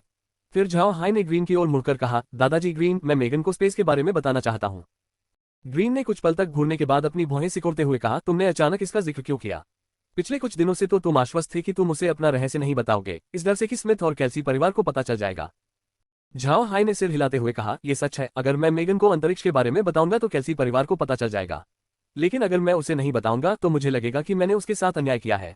अगर मुझे मेगन पर भरोसा नहीं है तो बेहतर होता कि मैं सगाई के लिए राजी ही न होता। इस बारे में सोचने पर मुझे सच में लगता है कि यह मेगन के साथ अन्याय होगा। ग्रीन ने सिर हिलाया लेकिन कुछ नहीं कहा। इस पर कुन ने भौहें चढ़ाते हुए कहा, क्या ये ठीक है? अगर हम ऐसा करते हैं तो हमें ये सोचना होगा कि अगर महाद्वीप को पता चल गया तो क्या होगा। कैल्सी परिवार के अलावा महाद्वीप में कई बड़ी शक्तियां भी हैं जो इसमें दिलचस्पी ले सकती हैं। आपको पता होना चाहिए कि इस दुनिया में लालच की कोई सीमा नहीं है। झाओ हाई ने सिर हिलाते हुए कहा, मुझे भी ये पता है, लेकिन फिलहाल हमें कालसी परिवार की ताकत से डरने की जरूरत नहीं है। अगर हम सचमुच उनका सामना नहीं कर पाए तो हम उन्हें खत्म कर सकते हैं। जब ग्रीन ने झाओ हाई की बात सुनी तो वह अपनी भौहें सिकुड़ने से खुद को रोक नहीं पाया और बोला, ऐसे में हम पूरे महाद्वीप के दुश्मन बन सकते हैं, फिर हमारे लिए इसमें कोई जगह नहीं बचेगी। झाओ हाई ने आह भरते हुए कहा, मैं भी जानता हूं, लेकिन इस महाद्वीप में ताकत को ही महत्व दिया जाता है। हम फिलहाल बहुत ताकतवर हैं, लेकिन अब हमारी प्रसिद्धि भी बढ़ गई है, जिसकी वजह से ये छोटी मोटी परेशानियां हम पर आ रही हैं। लेकिन अगर हम अपनी ताकत का प्रदर्शन करते रहेंगे तो क्या ये परेशानियां अपने आप दूर नहीं हो जाएंगी? ग्रीन ने अपनी भौहें सिकुड़ी। जाहिर तौर पर वह झाओ हाई के प्रस्ताव से सहमत नहीं था, लेकिन उसने सोचा कि झाओ हाई की सोच सही थी। अगर कैल्सी परिवार को पता होता कि उनमें 9वें दर्जे के विशेषज्ञ का मुकाबला करने की ताकत है तो शायद उन्होंने झाओ हाई के साथ ऐसा बर्ताव नहीं किया होता जैसा उन्होंने अभी किया। हालांकि ग्रीन को अब भी लगता था कि यह सुरक्षित तरीका नहीं है। उनके समूह में 9वें रैंक के लोग बहुत कम थे। अगर वे उन सभी लोगों से लड़ते तो उन्हें केवल ब्लैक वेस्टलैंड में ही धकेल दिया जाता। इस समय कुन ने कहा, छोटे हाई, कैसा रहेगा अगर तुम कैरियन स्वैम्प में उन 9वें रैंक के लोगों को वापस ले आओ? हमारे पास पहले से ही काय, एर और झाओ वेन है, इसलिए बाकी 9वें रैंक के लोगों को अपने साथ लाना ज्यादा मुश्किल नहीं होना चाहिए। अगर हम उन्हें एक एक करके अपने साथ ले लें तो हम धीरे धीरे उनके फ्लावर प्रोटेक्शन अलायंस की शक्ति को कमजोर कर सकते हैं और अंततः वे सभी हमारे कब्जे में आ जाएंगे। आखिरकार वे मैजिक बीस्ट्स हैं और अगर मैजिक बीस्ट्स अंतरिक्ष में प्रवेश करते हैं तो वे तुरंत उन पर नियंत्रण कर लेंगे। हमें उनके विश्वासघात की चिंता भी नहीं करनी पड़ेगी। अगर वे हमारे कब्जे में आ जाएं तो हम मनुष्यों, बीस्टमैन, मरफोल्ड, एल्व्स और ड्वार्फ्स के बराबर हो जाएंगे। हम महाद्वीप पर एक शक्तिशाली अस्तित्व बन जाएंगे। झाओ हाई एकदम जम गया, उसने इस बारे में सोचा ही नहीं था। क्योंकि वे हमेशा फ्लावर प्रोटेक्शन अलायंस के बारे में सोचते रहते थे, वे इस बात पर ध्यान देना भूल गए थे कि उन जादुई राक्षसों के अपने अपने क्षेत्र हैं और वे शायद ही कभी एक दूसरे के संपर्क में आते हैं। अगर झाओ हाई उन 9वें रैंक के राक्षसों को वश में कर लेता है तो उसकी शक्ति तुरंत महाद्वीप के शीर्ष पर पहुंच जाएगी। ग्रीन की आंखें भी चमक उठी। अगर ऐसा है तो हम इसे जरूर कर सकते हैं, लेकिन अभी समय नहीं है, हमें बाद तक इंतजार करना होगा। ठीक है युवा मालिक, मुझे लगता है कि आप मेगन को अंतरिक्ष के बारे में बता सकते हैं, लेकिन आपको उससे वादा लेना होगा कि वह किसी भी हालत में इसे किसी और को नहीं बताएगी। झाओ हाई ने सिर हिलाते हुए कहा, दादाजी ग्रीन, एक और बात है, ये ब्लॉकहेड और रॉकहेड के बारे में है। अब वो इतने जवान नहीं रहे, क्यों ना हम उनकी शादी करवा दें। शुभ ही है, मुझे लगता है हमें उनके लिए एक साथी ढूंढ देना चाहिए। वे हमेशा अविवाहित रहकर मेरी सेवा नहीं कर सकते, क्या ये उनके साथ अन्याय नहीं होगा। ग्रीन ने कुछ नहीं कहा। मेरिन मुस्कुराए और बोली, हाँ छोटे मालिक का विचार बहुत अच्छा है। ब्लॉकहेड और रॉकहेड दोनों लड़कों का परिवार होना चाहिए, शुका तो और भी ज्यादा। उनकी शादी हो जानी चाहिए। ब्लॉकहेड और रॉकहेड के चेहरे उबले हुए झींगे जैसे लग रहे थे, उनकी गर्दनें भी लाल थीं। लेकिन शू बहुत शांत था। उसने झाओ हाय और मेरिन की ओर मुड़कर कहा, मैं युवा स्वामी और श्रीमती मेरिन के अच्छे इरादों के लिए उनका धन्यवाद करता हूं, लेकिन मैंने जीवन भर कभी शादी न करने की शपथ ले ली है। झाओ हाय ने कुछ पल शू को घूरने के बाद धीरे से सिर हिलाया। उसने आगे कुछ नहीं कहा। वह जानता था कि शू के अपने कारण हो सकते हैं। उसे ये भी डर था कि कहीं उसने शू को कोई दर्दनाक घटना याद न दिला दी हो। मेरिन ने आगे कुछ नहीं पूछा, लेकिन उसने शू की ओर देखते हुए आह भरी, ठीक है, आपके अपने कारण हो सकते हैं, लेकिन युवा स्वामी, मुझे लगता है कि आपको कल मेगन से अंतरिक्ष के बारे में बात करनी चाहिए। जैसा कि आपने कहा, चूंकि अब आपकी सगाई मेगन से हो चुकी है, तो आपको उस पर भरोसा करना चाहिए, अन्यथा आप उसके साथ अन्याय करेंगे। झाओ हाई ने सिर हिलाया, फिर उसने लॉरा और मेग की ओर मुड़कर कहा, लॉरा, मेग, क्या तुम दोनों को इससे कोई आपत्ति नहीं है? मुझे लगा कि अगर मैं मेगन को अंतरिक्ष के मामले से बाहर रखता हूं तो शायद मैं उसे धोखा दे रहा हूंगा। लॉरा मुस्कुराए और बोली, बिल्कुल, हम ठीक हैं। भाई हाय, आपको पता नहीं है, लेकिन हम इस मामले के बारे में आपको बहुत समय से बताना चाहते थे। अगर भावनाओं की बात करें तो मेगन के प्रति हमारी भावनाएं आपकी तुलना में कहीं बेहतर हैं। झाओ हाय हंसे बिना नहीं रह सकी। अगर आप ऐसा कहती हैं तो मुझे राहत मिली। दरअसल मैं बहुत भाग्यशाली हूं कि आप लड़कियां मुझ पर इतना स्नेह करती हैं, और चूंकि आप सब मेरी देखभाल कर रही हैं, इसलिए मैं चाहती हूं कि आप सब एक दूसरे को समान रूप से देखें। मुझे उम्मीद है कि आप सब आपस में अच्छे से रहेंगी, वरना मेरे बुढ़ा परिवार का भविष्य अच्छा नहीं होगा। लॉरा मुस्कुराए और बोली, निराश हो जाओ, हम आपस में झगड़ा नहीं करेंगे, लेकिन अगर तुम हम में से किसी एक को पसंद करते हो तो हम सब खुश नहीं होंगे, क्योंकि अब हम एक ही समूह हैं। झाओ हाय अपनी हंसी नहीं रोक पाया और जोर से हंसने लगा। ग्रीन और बाकी लोग भी हंसने लगे। सच कहें तो मेगन की झाओ हाय से सगाई के बाद ग्रीन को डर था कि लॉरा और मेग को कुछ आशंकाएं हो सकती हैं। अगर झाओ हाय के घर के पीछे आग लग गई तो उनके बुढ़ा परिवार का हाल बुरा हो जाएगा। कुन ने मन ही मन आह भरी। वह जानता था कि लॉरा झाओ हाय से बहुत प्यार करती है, वरना वो उसके बारे में इतना सोचती भी नहीं।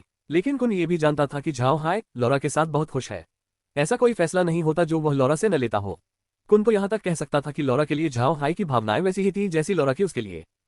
अध्याय 426 गर्म पानी का झरना। अगली सुबह मेगन जल्दी उठ गई। हालांकि वह 4 दिनों से समुद्र में थी, फिर भी उसे जहाज पर सोने की आदत नहीं थी। इस वजह से उसका हर दिन आराम करना काफी अव्यवहारिक हो जाता था। यही कारण था कि इन दिनों मेगन का मूड ठीक नहीं था। अगर किसी को पर्याप्त आराम न मिले तो उसका स्वभाव अच्छा नहीं रहता। ठीक इसी वजह से मेगन पिछले कुछ दिनों से बहुत उदास थी। नहाने के बाद मेगन केबिन से बाहर निकली। वह बाहर की समुद्री हवा में सांस लेने के बारे में सोच रही थी। इस बार वह अपने साथ कोई नौकर नहीं लाई थी, लेकिन मेगन को कोई पछतावा नहीं था, क्योंकि उसकी शादी झाओ हाई से होने वाली थी, इसलिए उसे उसकी जीवनशैली से परिचित होना ही चाहिए था। वह नहीं चाहती थी कि झाओ हाई उसे एक ऐसी युवती समझे जिसे हर समय नौकरों की जरूरत पड़ती हो। जब मेगन डेक पर पहुंची तो उसने देखा कि झाओ हाई और लॉरा पहले से ही उठ चुके थे। मेगन जल्दी से आगे बढ़ी और शर्मिंदा होकर बोली, बड़े भाई हाई, बहन लॉरा, आप दोनों उठ चुके हैं। मुझे माफ करना कि मैं देर से उठी। झाओ हाई ने मेगन की ओर देखा और पाया कि उसकी आंखों के नीचे काले घेरे हैं। उसे बहुत बुरा लगा। उसने मुस्कुराते हुए कहा, क्या हुआ? नींद ठीक से नहीं आई? समुद्र में नए लोगों के लिए यह आम बात है, हिलने डुलने से अक्सर तबीयत खराब हो जाती है। हाँ, मेगन ने बनावटी मुस्कान के साथ कहा, मुझे सच में नहीं पता। मैं बचपन से ही इस झूलने की आदी हो चुकी हूँ, लेकिन मुझे लगता है कि अगर मैं बचपन में भी यही रहती तो मैं बीमार पड़ जाती। ये सुनकर लॉरा और झाओ हाई हंस पड़े।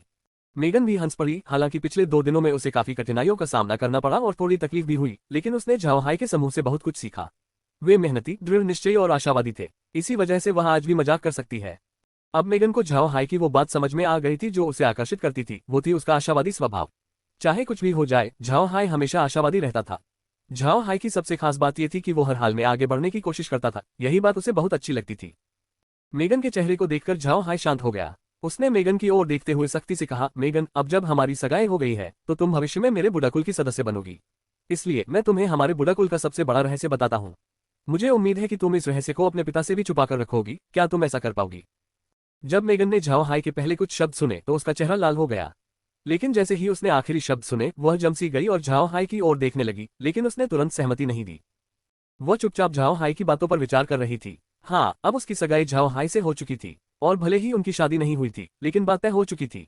वह बुढ़ा कुल की सदस्य बनेगी, चाहे दूसरे इसके बारे में कुछ भी सोचे, और झाओ हाई को छोड़ने का ख्याल भी उसके मन में नहीं था।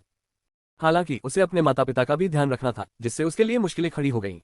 स्मिथ और मैडम के लिए उसकी भावनाएं बहुत गहरी थीं, इसलिए अगर वह अपने माता पिता से कोई राज छुपाना चाहती तो उसे डर था कि वह ऐसा नहीं कर पाएगी। मेगन के तुरंत जवाब न देने पर झाओ हाई को गुस्सा नहीं आया, बल्कि उसे इस बात की खुशी हुई कि मेगन ने तुरंत हाँ नहीं कहा। मेरा मतलब था कि वह रिश्तों को अहमियत देती है, और इससे ये भी पता चलता है कि झाओ हाई के लिए उसकी भावनाएं सच्ची थीं। वरना मेगन तुरंत हाँ कह देती और वापस आकर झाओ हाई को धोखा दे देती। झाओ हाई ने मेगन की ओर देखते हुए कहा, मेगन, तुम्हें पता होना चाहिए कि यह राज लौरा और मेग मेरे बुढ़ा कबीले के सभी लोगों को पता है। चूंकि तुम्हारी मुझसे सगाई हो गई है, मैं आशा करता हूं कि तुम्हें भी लौरा और मेग के बराबर दर्जा मिले, अन्यथा तुम्हारे साथ अन्याय होगा। साथ ही मुझे तुम पर पूरा भरोसा है, अगर मुझे तुम पर भरोसा नहीं होता तो भविष्य में मुझसे शादी करना तुम्हारे लिए अच्छा नहीं होता। आशा है कि तुम मेरी बातों को भी समझोगी। जब मेगन ने झाओ हाई की बातें सुनी तो वह समझ गई कि झाओ हाई चाहते हैं कि वह लौरा के बराबर मुकाम हासिल करे। इसका मतलब ये भी था कि उनके दिल में मेगन का स्थान लौरा और मेग के बराबर ही था। ये बात सुनकर मेगन खुश हो गई। उसने झाओ हाई की ओर देखा और कहा, बड़े भाई हाई, आप निश्चिंत रहिए, अगर आप मुझ पर इतना भरोसा करते हैं तो मैं आपको निराश नहीं करूंगी। मैं बुढ़ा कुल के रहस्य को अपने माता पिता से भी छिपाकर रखूंगी। झाओ हाई ने मेगन के चेहरे की ओर देखा और फिर हंसते हुए कहा, ठीक है, तुम्हारी बातें सुनकर मुझे पहले ही राहत मिल गई है। क्या तुम तैयार हो, क्योंकि अब तुम्हें बुढ़ा कबीले के सबसे बड़े रहस्य के बारे में पता चलेगा। मेगन ने गहरी सांस ली और कहा, मैं तैयार हूँ। झाओ हाई ने हल्की सी मुस्कान बिखेरी और मन ही मन एक निश्चय किया। विला के सामने प्रकट होने से पहले मेगन को एक सफेद रोशनी की चमक महसूस हुई। मेगन ने अपने सामने सब कुछ देखा और सोचा कि वह जरूर किसी मैदानी इलाके में है। चारों ओर हरी घास थी और विला से थोड़ी ही दूर पर खेती की जमीन थी जहां तरह तरह के पौधे लगे थे। लेकिन सबसे महत्वपूर्ण बात यह थी कि उसे नहीं पता था कि वे यहाँ कैसे पहुंचे, क्या वे अभी अभी जहाज पर नहीं थे। इसी समय मेग आए और विला का दरवाजा खोला। मेगन को देखते ही वह मुस्कुराए और बोली, मेगन, तुम यहाँ हो, जल्दी अंदर आओ, नाश्ता तैयार है, हम खाते हुए बातें भी कर सकते हैं। मेगन का दिमाग सुन्न था जब मेग उसे विला के अंदर खींच ले गई। जब वे डाइनिंग रूम में पहुंचे तो मेग ने तुरंत खाना नहीं परोसा, उन्होंने शू और बाकी लोगों के आने और बैठने का इंतजार किया।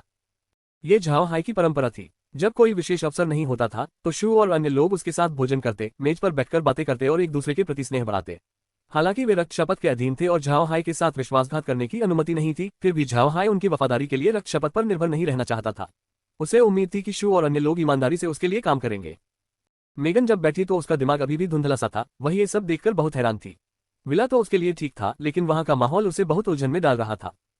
इस समय झाओ हाई भी बैठ गई और मुस्कुराते हुए बोली, मेगन, ये हमारे बेदा कबीले का सबसे बड़ा रहस्य है। लौरा, जाओ मेगन को अंतरिक्ष से परिचित कराओ।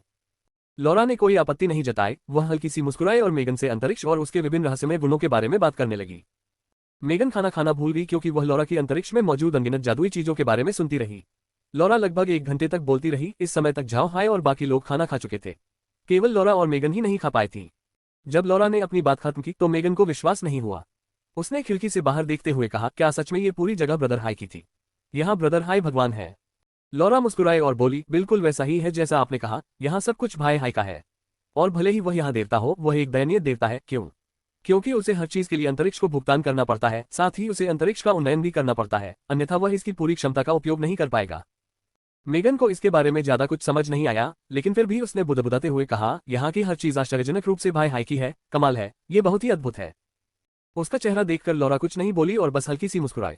वह खाना गर्म करने के लिए रसोई में चली गई। उसे जाना ही था, नहीं तो वे खाना नहीं खा पाते। कुछ समय बाद मेगन ठीक हो गई।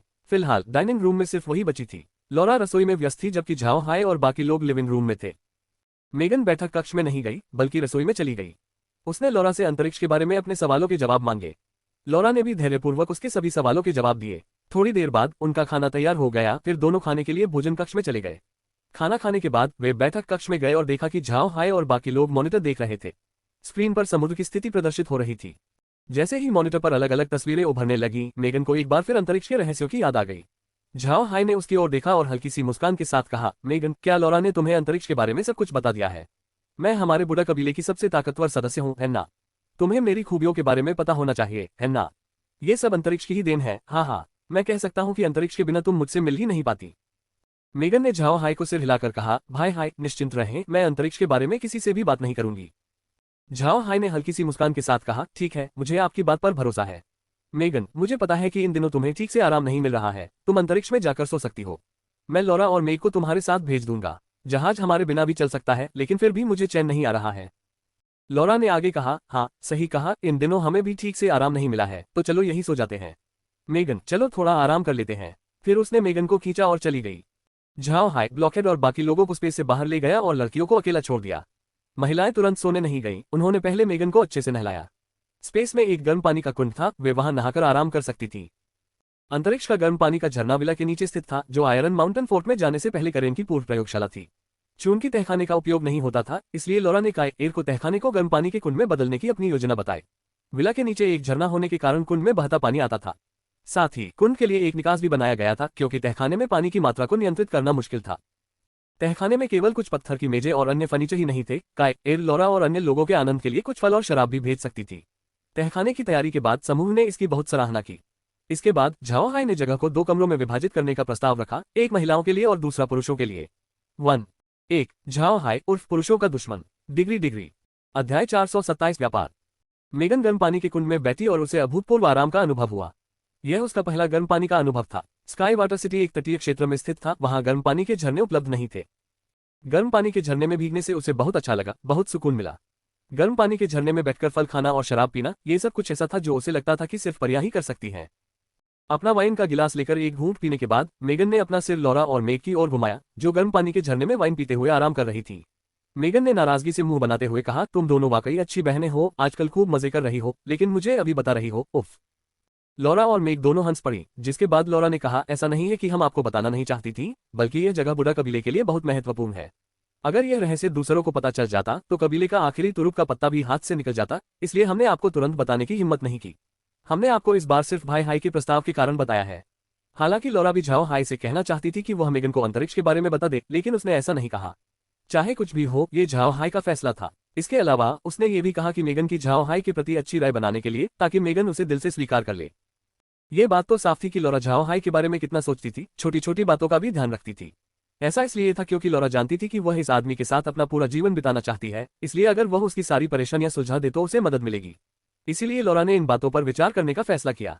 जब मेगन ने लॉरा की बात सुनी तो उसने चिढ़कर कहा, मैं तुम्हें माफ करती हूँ। मैं इसके बारे में कभी किसी को नहीं बताऊंगी, निश्चिंत रहो। ये जगह वाकई बहुत अच्छी है, तुम्हें यहाँ बहुत मजा आएगा। लॉरा मुस्कुराए और बोली, हाँ बिल्कुल। दरअसल इनमें से कुछ विचार भाई हाई के थे, लेकिन वो आ नहीं सके क्योंकि उनके पास बहुत काम है, वो बहुत व्यस्त है। मेगन ने भी आह भरी, उसने भी देखा कि पिछले कुछ दिनों में झाओ हाई ने कितने काम संभाले थे। हालांकि झाओ हाई अपने पिता की तरह दस्तावेजों पर हस्ताक्षर नहीं कर रहा था, लेकिन बुराकुल से जुड़े कई मामलों पर उसे भी ध्यान देना था। जैसा कि लॉरा ने कहा था, झाओ हाई वाकई बहुत व्यस्त था। कुछ देर गर्म पानी के झरनों में नहाने के बाद समूह आराम करने के लिए ऊपर चला गया। स्पेस विला में 20 से अधिक कमरे थे, इसलिए अभी भी बहुत सारे खाली कमरे थे। चूंकि मेगन ने हाल ही में अच्छी तरह से आराम नहीं किया था, इसलिए गर्म पानी के झरने में नहाने के तुरंत बाद उसे नींद आ गई। उसे नहीं लगा था कि वह दोपहर तक सो पाएगी। जब वह बिस्तर से उठी तो अंतरिक्ष में कोई और नहीं था। कपड़े पहनने के बाद मेगन तुरंत हेवन में पहुंच गई। कुछ पल तक घूरने के बाद उसे समझ आया कि यह सब निश्चित रूप से काय एयर का ही काम था। झाओ हाई ने कल ही मेगन को काय एयर से मिलवाया था, लेकिन झाओ हाई ने मेगन को यह नहीं बताया था कि काय एयर वास्तव में 9वें दर्जे की विशेषज्ञ है। जब मेगन जहाज पर पहुंची तो लॉरा ने उसे देखा। लॉरा तुरंत उसके पास गई और मुस्कुराते हुए उसका अभिवादन किया, तुम जाग गई। दिन भर तुम्हें इतना सोते देखकर मुझे चिंता होती है कि क्या तुम रात को सो भी पाओगी।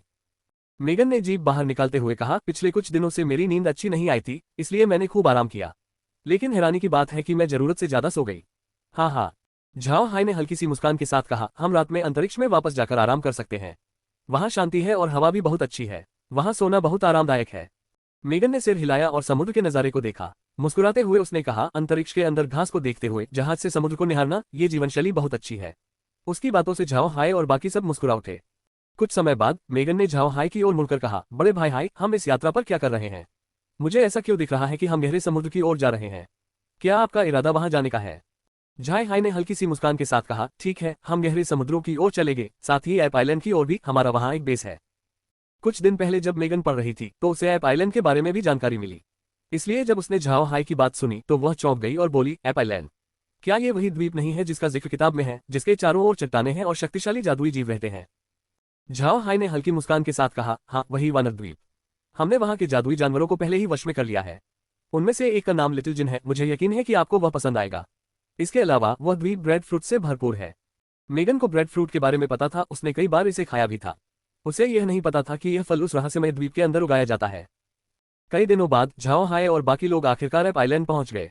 वहां पहुंचने पर लिटिल जिन के समूह ने झाओ हाय और बाकी लोगों का स्वागत किया। हालांकि झाओ हाय इस बार ज्यादा देर रुकने की योजना नहीं बना रहा था। वो 2 दिन रुका और फिर वे चले गए, लेकिन इस बार लिटिल जिन उनके साथ आ गया। झाओ हाय ने इस पर कोई आपत्ति नहीं जताई। आखिर एप आइलैंड के अंदर एक ट्रांसमिशन पॉइंट है, लिटिल जिन कभी भी वापस लौट सकता है। मेगन को भी लिटिल जिन बहुत पसंद आने लगा था। हालांकि झाओ हाय और बाकी लोगों ने उसे बताया था कि लिटिल जिन बहुत ताकतवर है, लेकिन मेगन को सिर्फ उसका चेहरा देखकर ऐसा नहीं लगता था। उसे यकीन नहीं था कि लिटिल जिन उतना डरावना है जितना बाकी लोग कहते थे। एप आइलैंड छोड़ने के बाद झाओ हाय का समूह स्वाभाविक रूप से रॉक श्रिम्प जनजाति के साथ व्यापार करने के लिए निकल पड़ा। झाओ हाय ने मेगन को भी इस बारे में बताया, जिससे वह चौंक गई। उसे उम्मीद नहीं थी कि झाओ हाय जलमानवों के साथ व्यापार करेगा। मेगन को भी यह बात गुप्त रखने को कहा गया था। भले ही वे बाद में समुद्री उत्पादों के बारे में केल्सी परिवार के साथ सहयोग कर लें, लेकिन वे रॉक श्रिम्प जनजाति के साथ अपने लेन देन के बारे में परिवार को नहीं बता सकते। मेगन ने कोई विरोध नहीं किया, क्योंकि जब से झाओ हाय ने मेगन को अंतरिक्ष के बारे में बताया था, तब से वह खुद को बुढ़ा कबीले का सदस्य मानती थी। इस समय उसे कबीले के विकास में योगदान देना था। हालांकि झाओ हाय के मामले से केल्सी परिवार को कोई फायदा नहीं होगा, बल्कि अगर वह सहयोग करती है तो भविष्य में केल्सी परिवार को कई लाभ मिलेंगे। मेगन के परिवर्तन में स्पेस का भी कुछ हद तक योगदान था। हालांकि किसी व्यक्ति पर स्पेस का प्रभाव बहुत कम, लगभग नगण्य था, लेकिन जब से मेगन हर शाम स्पेस के अंदर रहने लगी, तब से उसमें धीरे धीरे बदलाव आने लगा। स्वाभाविक रूप से किसी व्यक्ति पर इसका प्रभाव बहुत सीमित था, इसलिए झाओ हाय ने इस बात पर ज्यादा ध्यान नहीं दिया। थोड़ी ही देर में वे झींगा जनजाति के क्षेत्र में पहुंच गए। जनजाति के लोग तुरंत उनसे मिलने आए और उन्हें उस चट्टान तक ले गए जहां जनजाति रहती थी। लेकिन जब झाओ हाय वहां पहुंचा तो वह दंग रह गया। इसका कारण ये था कि उसके साथ केवल झींगा जनजाति ही व्यापार नहीं कर रही थी, बल्कि केकड़े और शंख जनजातियां भी थीं। इन दोनों जनजातियों के साथ हुए सौदे झाओ हाय के लिए बहुत लाभदायक थे।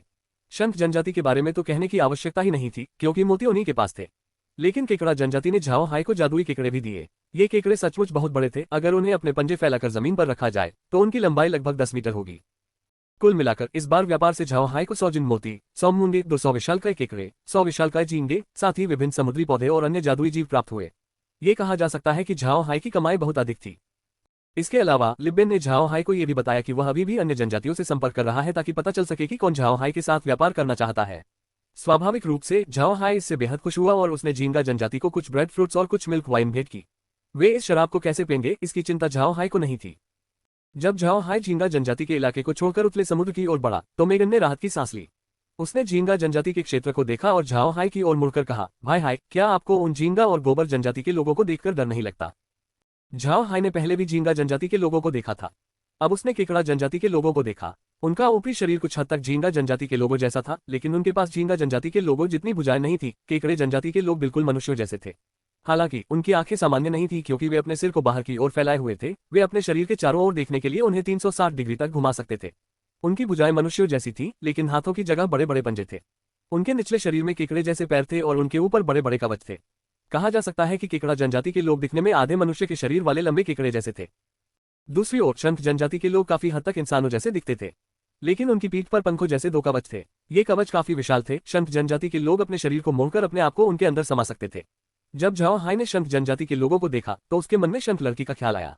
हालांकि शंख जनजाति के लोग उतने सुंदर नहीं थे। जलमानवों के विचित्र और अनोखे रूप को देखकर ही मेगन ने झाओ हाय से यह सवाल पूछा था। झाओ हाय ने बस मुस्कुराते हुए कहा, हमें डरने की क्या जरूरत है? वे भी उतने ही बुद्धिमान प्राणी हैं जितने हम। उनका रूप हमें अजीब लगता है, ठीक वैसे ही जैसे हम इंसान उन्हें अजीब लगते हैं। मेगन, बुढ़ा कबीले की भावी वरिष्ठ सदस्य होने के नाते तुम्हें ये याद रखना होगा कि जब तुम अलग अलग जातियों से मिलो तो तुम्हें अच्छा व्यवहार करना होगा। इन जातियों को सबसे ज्यादा बुरा तब लगता है जब इंसान उनके रूप को नीचा समझते हैं। इसलिए अगर तुम उनसे डरती भी हो तो उसे जाहिर मत करना। डर या घृणा का कोई भी भाव उन्हें क्रोधित कर देगा। वे तुम पर हमला भी कर सकते हैं। मेगन ने हैरानी से देखा, फिर लॉरा की ओर मुड़ी। लॉरा मुस्कुराए और बोली, कुछ दिनों में हम तुम्हें आयरन माउंटेन फोर्ट ले चलेंगे। वहां तुम विशाल सींग वाले बैल कबीले के लोगों को देख पाओगी। वे बहुत बड़े हैं, उनके सींग भी विशाल हैं। जब हमने उन्हें पहली बार देखा तो हमें अजीब लगा, लेकिन कुछ दिनों में तुम्हें उनकी आदत हो जाएगी। तुम उनसे घुल मिल जाओगी और देखोगी कि वे अन्य मनुष्यों की तुलना में कहीं अधिक मिलनसार हैं। हालांकि उन्होंने मेगन को ट्रांसमिशन पॉइंट्स के बारे में बता दिया था, फिर भी झाओ हाय ने मेगन को आयरन माउंटेन फोर्ट नहीं लाया था। उसने बस ग्रीन और बाकी लोगों को मेगन से मिलने के लिए अंतरिक्ष में आमंत्रित किया था। अध्याय 428 जंगली ड्रैगन का झंडा उठाओ, उन्हें दिखाओ कि अजय कौन है। जब मेगन को पता चला कि वह ग्रीन से मिलने वाली है तो वह बहुत घबरा गई। लॉरा से उसने जो सुना था उसके अनुसार ग्रीन मेगन के दादा थे, बुढ़ा परिवार के गृहस्वामी। उन्होंने झाओ हाय के बचपन में भी उसकी देखभाल की थी, इसलिए ग्रीन झाओ हाय के सगे दादा के समान थे। हालांकि ग्रीन अभी भी झाओ हाय को युवा मालिक कहकर बुलाते थे। झाओ हाय उनका बहुत सम्मान करता था। बुढ़ा परिवार से मान्यता प्राप्त करने के लिए दादा ग्रीन की स्वीकृति आवश्यक थी। इससे मेगन घबरा गई। जब उसने ग्रीन को देखा तो उसे समझ नहीं आया कि क्या बोले, जिससे ग्रीन और मेरिन को बहुत मजा आया। इस बिंदु पर मेगन को पता चल गया था कि लॉरा उसे चिढ़ा रही थी और काफी देर तक उसका पीछा करती रही। हालांकि इसके परिणामस्वरूप बड़ों की नजर में मेगन की छवि बेहतर हो गई और अंत में उसे ग्रीन की स्वीकृति मिल गई। पिछले कुछ दिनों से झाओ हाई नौकायन में व्यस्त था, इसलिए उसके पास मेगन को आयरन माउंटेन फोर्ट वापस लाने का समय नहीं था। उसने वापस जाने से पहले उचित समय की प्रतीक्षा की। अब जब मेगन ने लॉरा की बात सुनी तो वह बहुत उत्सुक हो गई। वह आयरन माउंटेन फोर्ट के बारे में काफी समय से जानती थी, लेकिन लॉरा और बाकी लोग इसके बारे में ज्यादा बात नहीं करते थे। उसे बस इतना पता था कि महाद्वीप में बहुत लोकप्रिय मिल्क वाइन इसी किले में बनती है और इसी वजह से वह उस जगह को देखना चाहती थी। लेकिन झाओ हाई के पास किले में वापस जाने का ज्यादा समय नहीं था, इसलिए मेगन के पास इंतजार करने के अलावा कोई चारा नहीं था।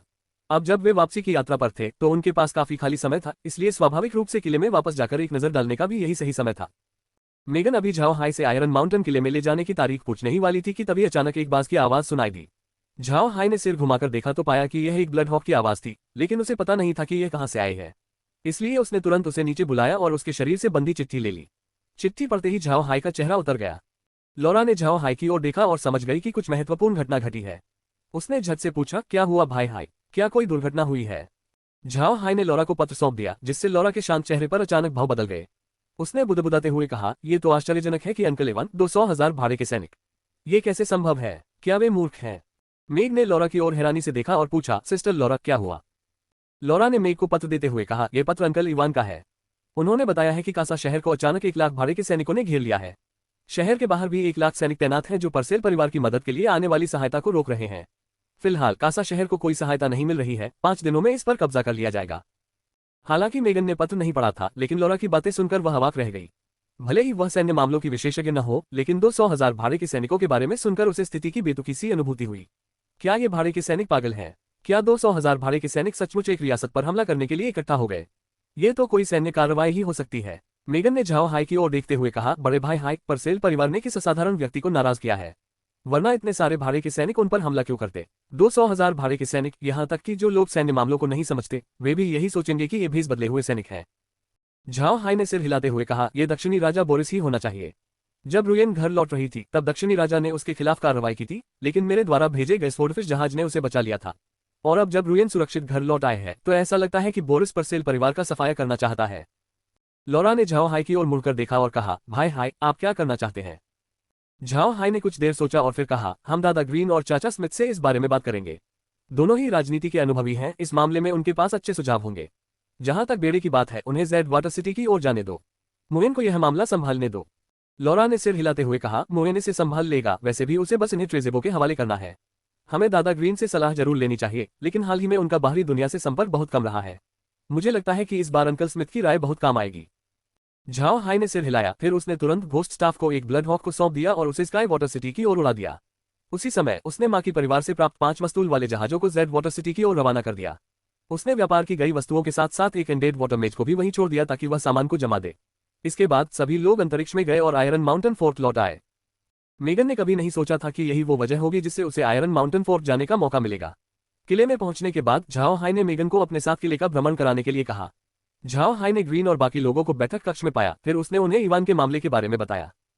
ग्रीन ने भौहें चढ़ाते हुए कहा, बेशक हमें मदद करनी चाहिए, लेकिन अगर हम ऐसा करते हैं तो क्या हम अपनी स्थिति को उजागर नहीं कर रहे होंगे? झाओ हाई ने चिढ़कर कहा, अगर हमारी पोल खुल गई तो खुल जाएगी। हम तो बस इसी मौके की तलाश में थे। अब समय आ गया है कि हम इस महाद्वीप को बता दें कि बुढ़ा वंश फिर से उठ खड़ा हुआ है। दादा ग्रीन, ऐसा लगता है कि हमारे बुढ़ा वंश का जंगली ड्रैगन ध्वज काफी समय से इस महाद्वीप में नहीं दिखाया गया है, क्या हमें इसे दिखाना चाहिए? ग्रीन कुछ देर तक खाली निगाहों से देखता रहा, फिर खड़ा होकर हंसने लगा।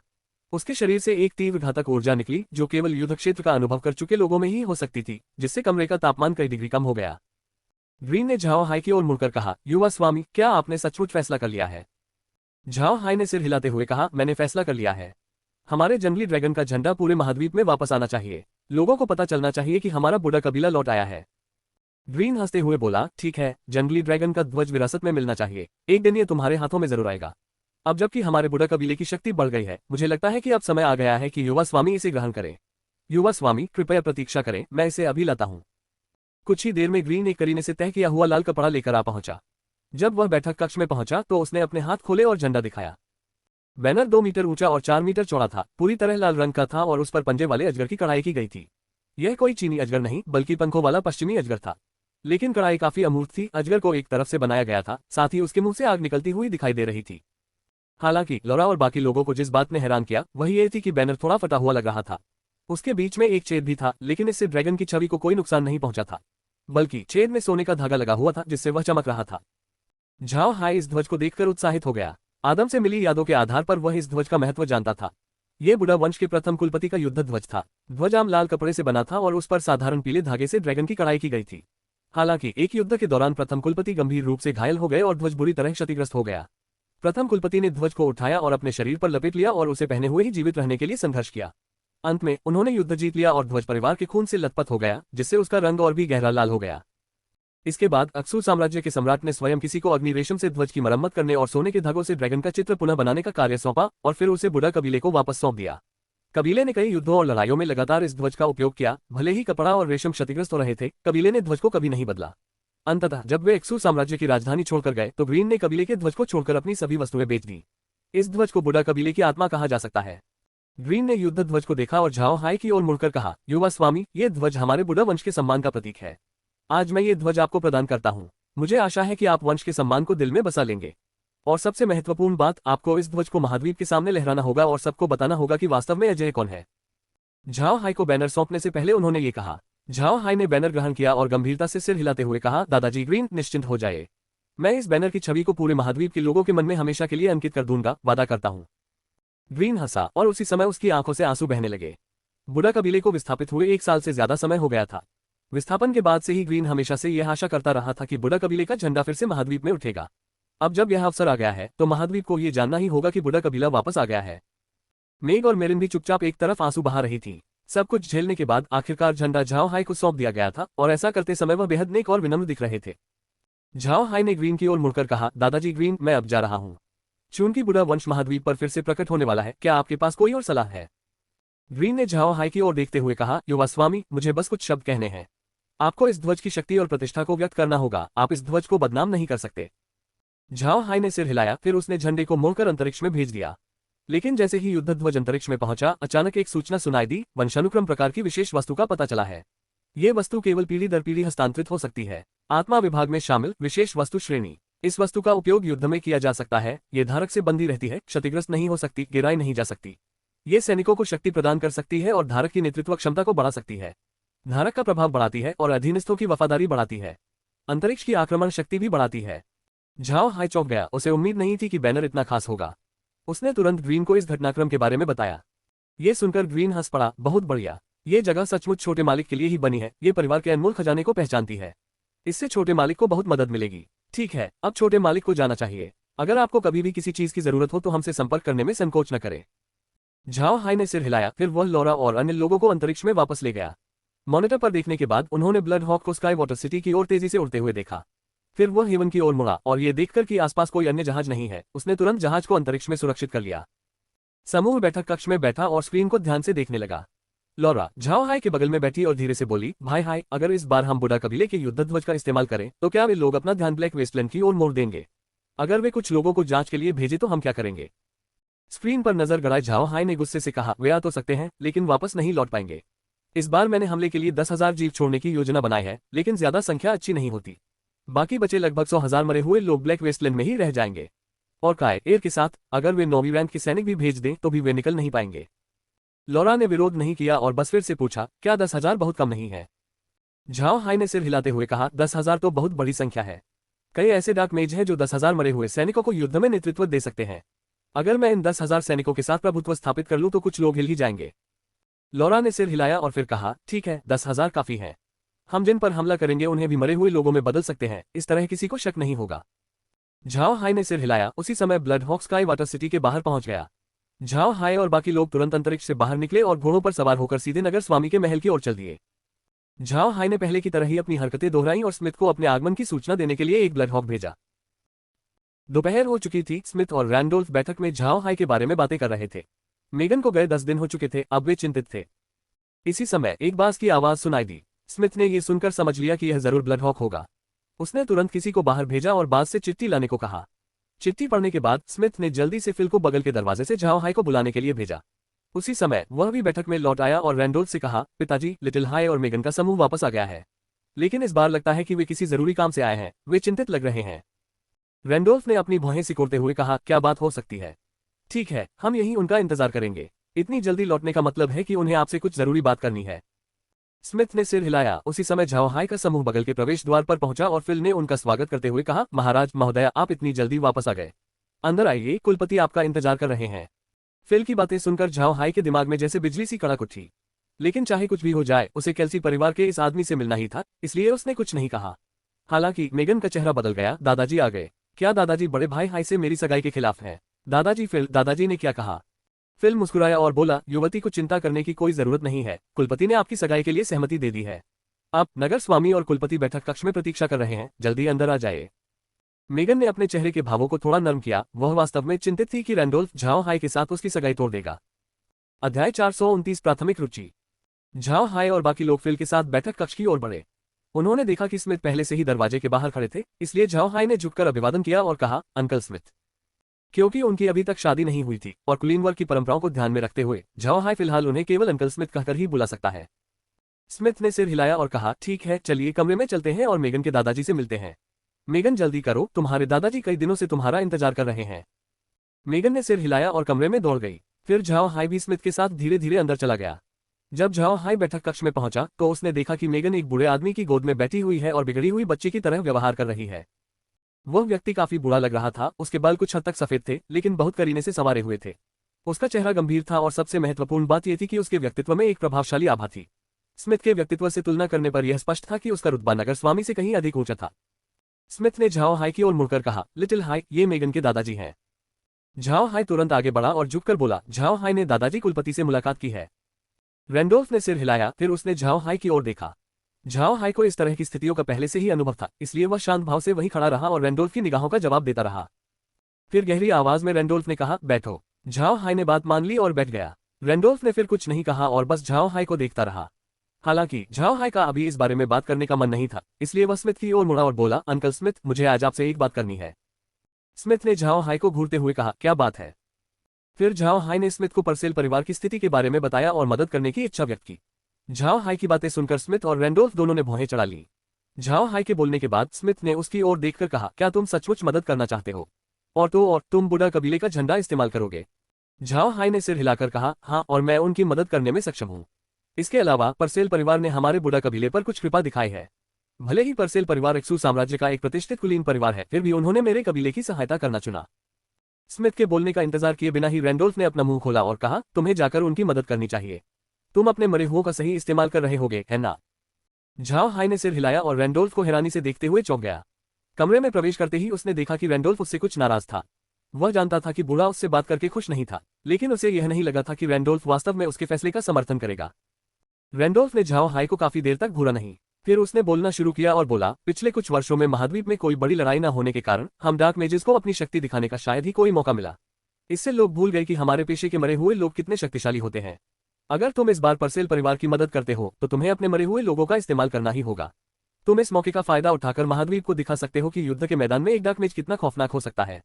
इसलिए तुम्हें न सिर्फ डटे रहना है, बल्कि जीतना भी है, और यह सुनिश्चित करना है कि जीत एक जबरदस्त जीत हो। तुम्हें एक डार्क मेज की ताकत और शक्ति का प्रदर्शन करना होगा। झाओ हाई ने सिर हिलाया, लेकिन स्मिथ ने कहा, मैंने इस मामले के बारे में सुना है। मुझे लगता है कि 200,000 भाड़े के सैनिकों का इस्तेमाल सिर्फ लोगों को धोखा देने के लिए किया जा रहा है। जब दूसरे लोग इसे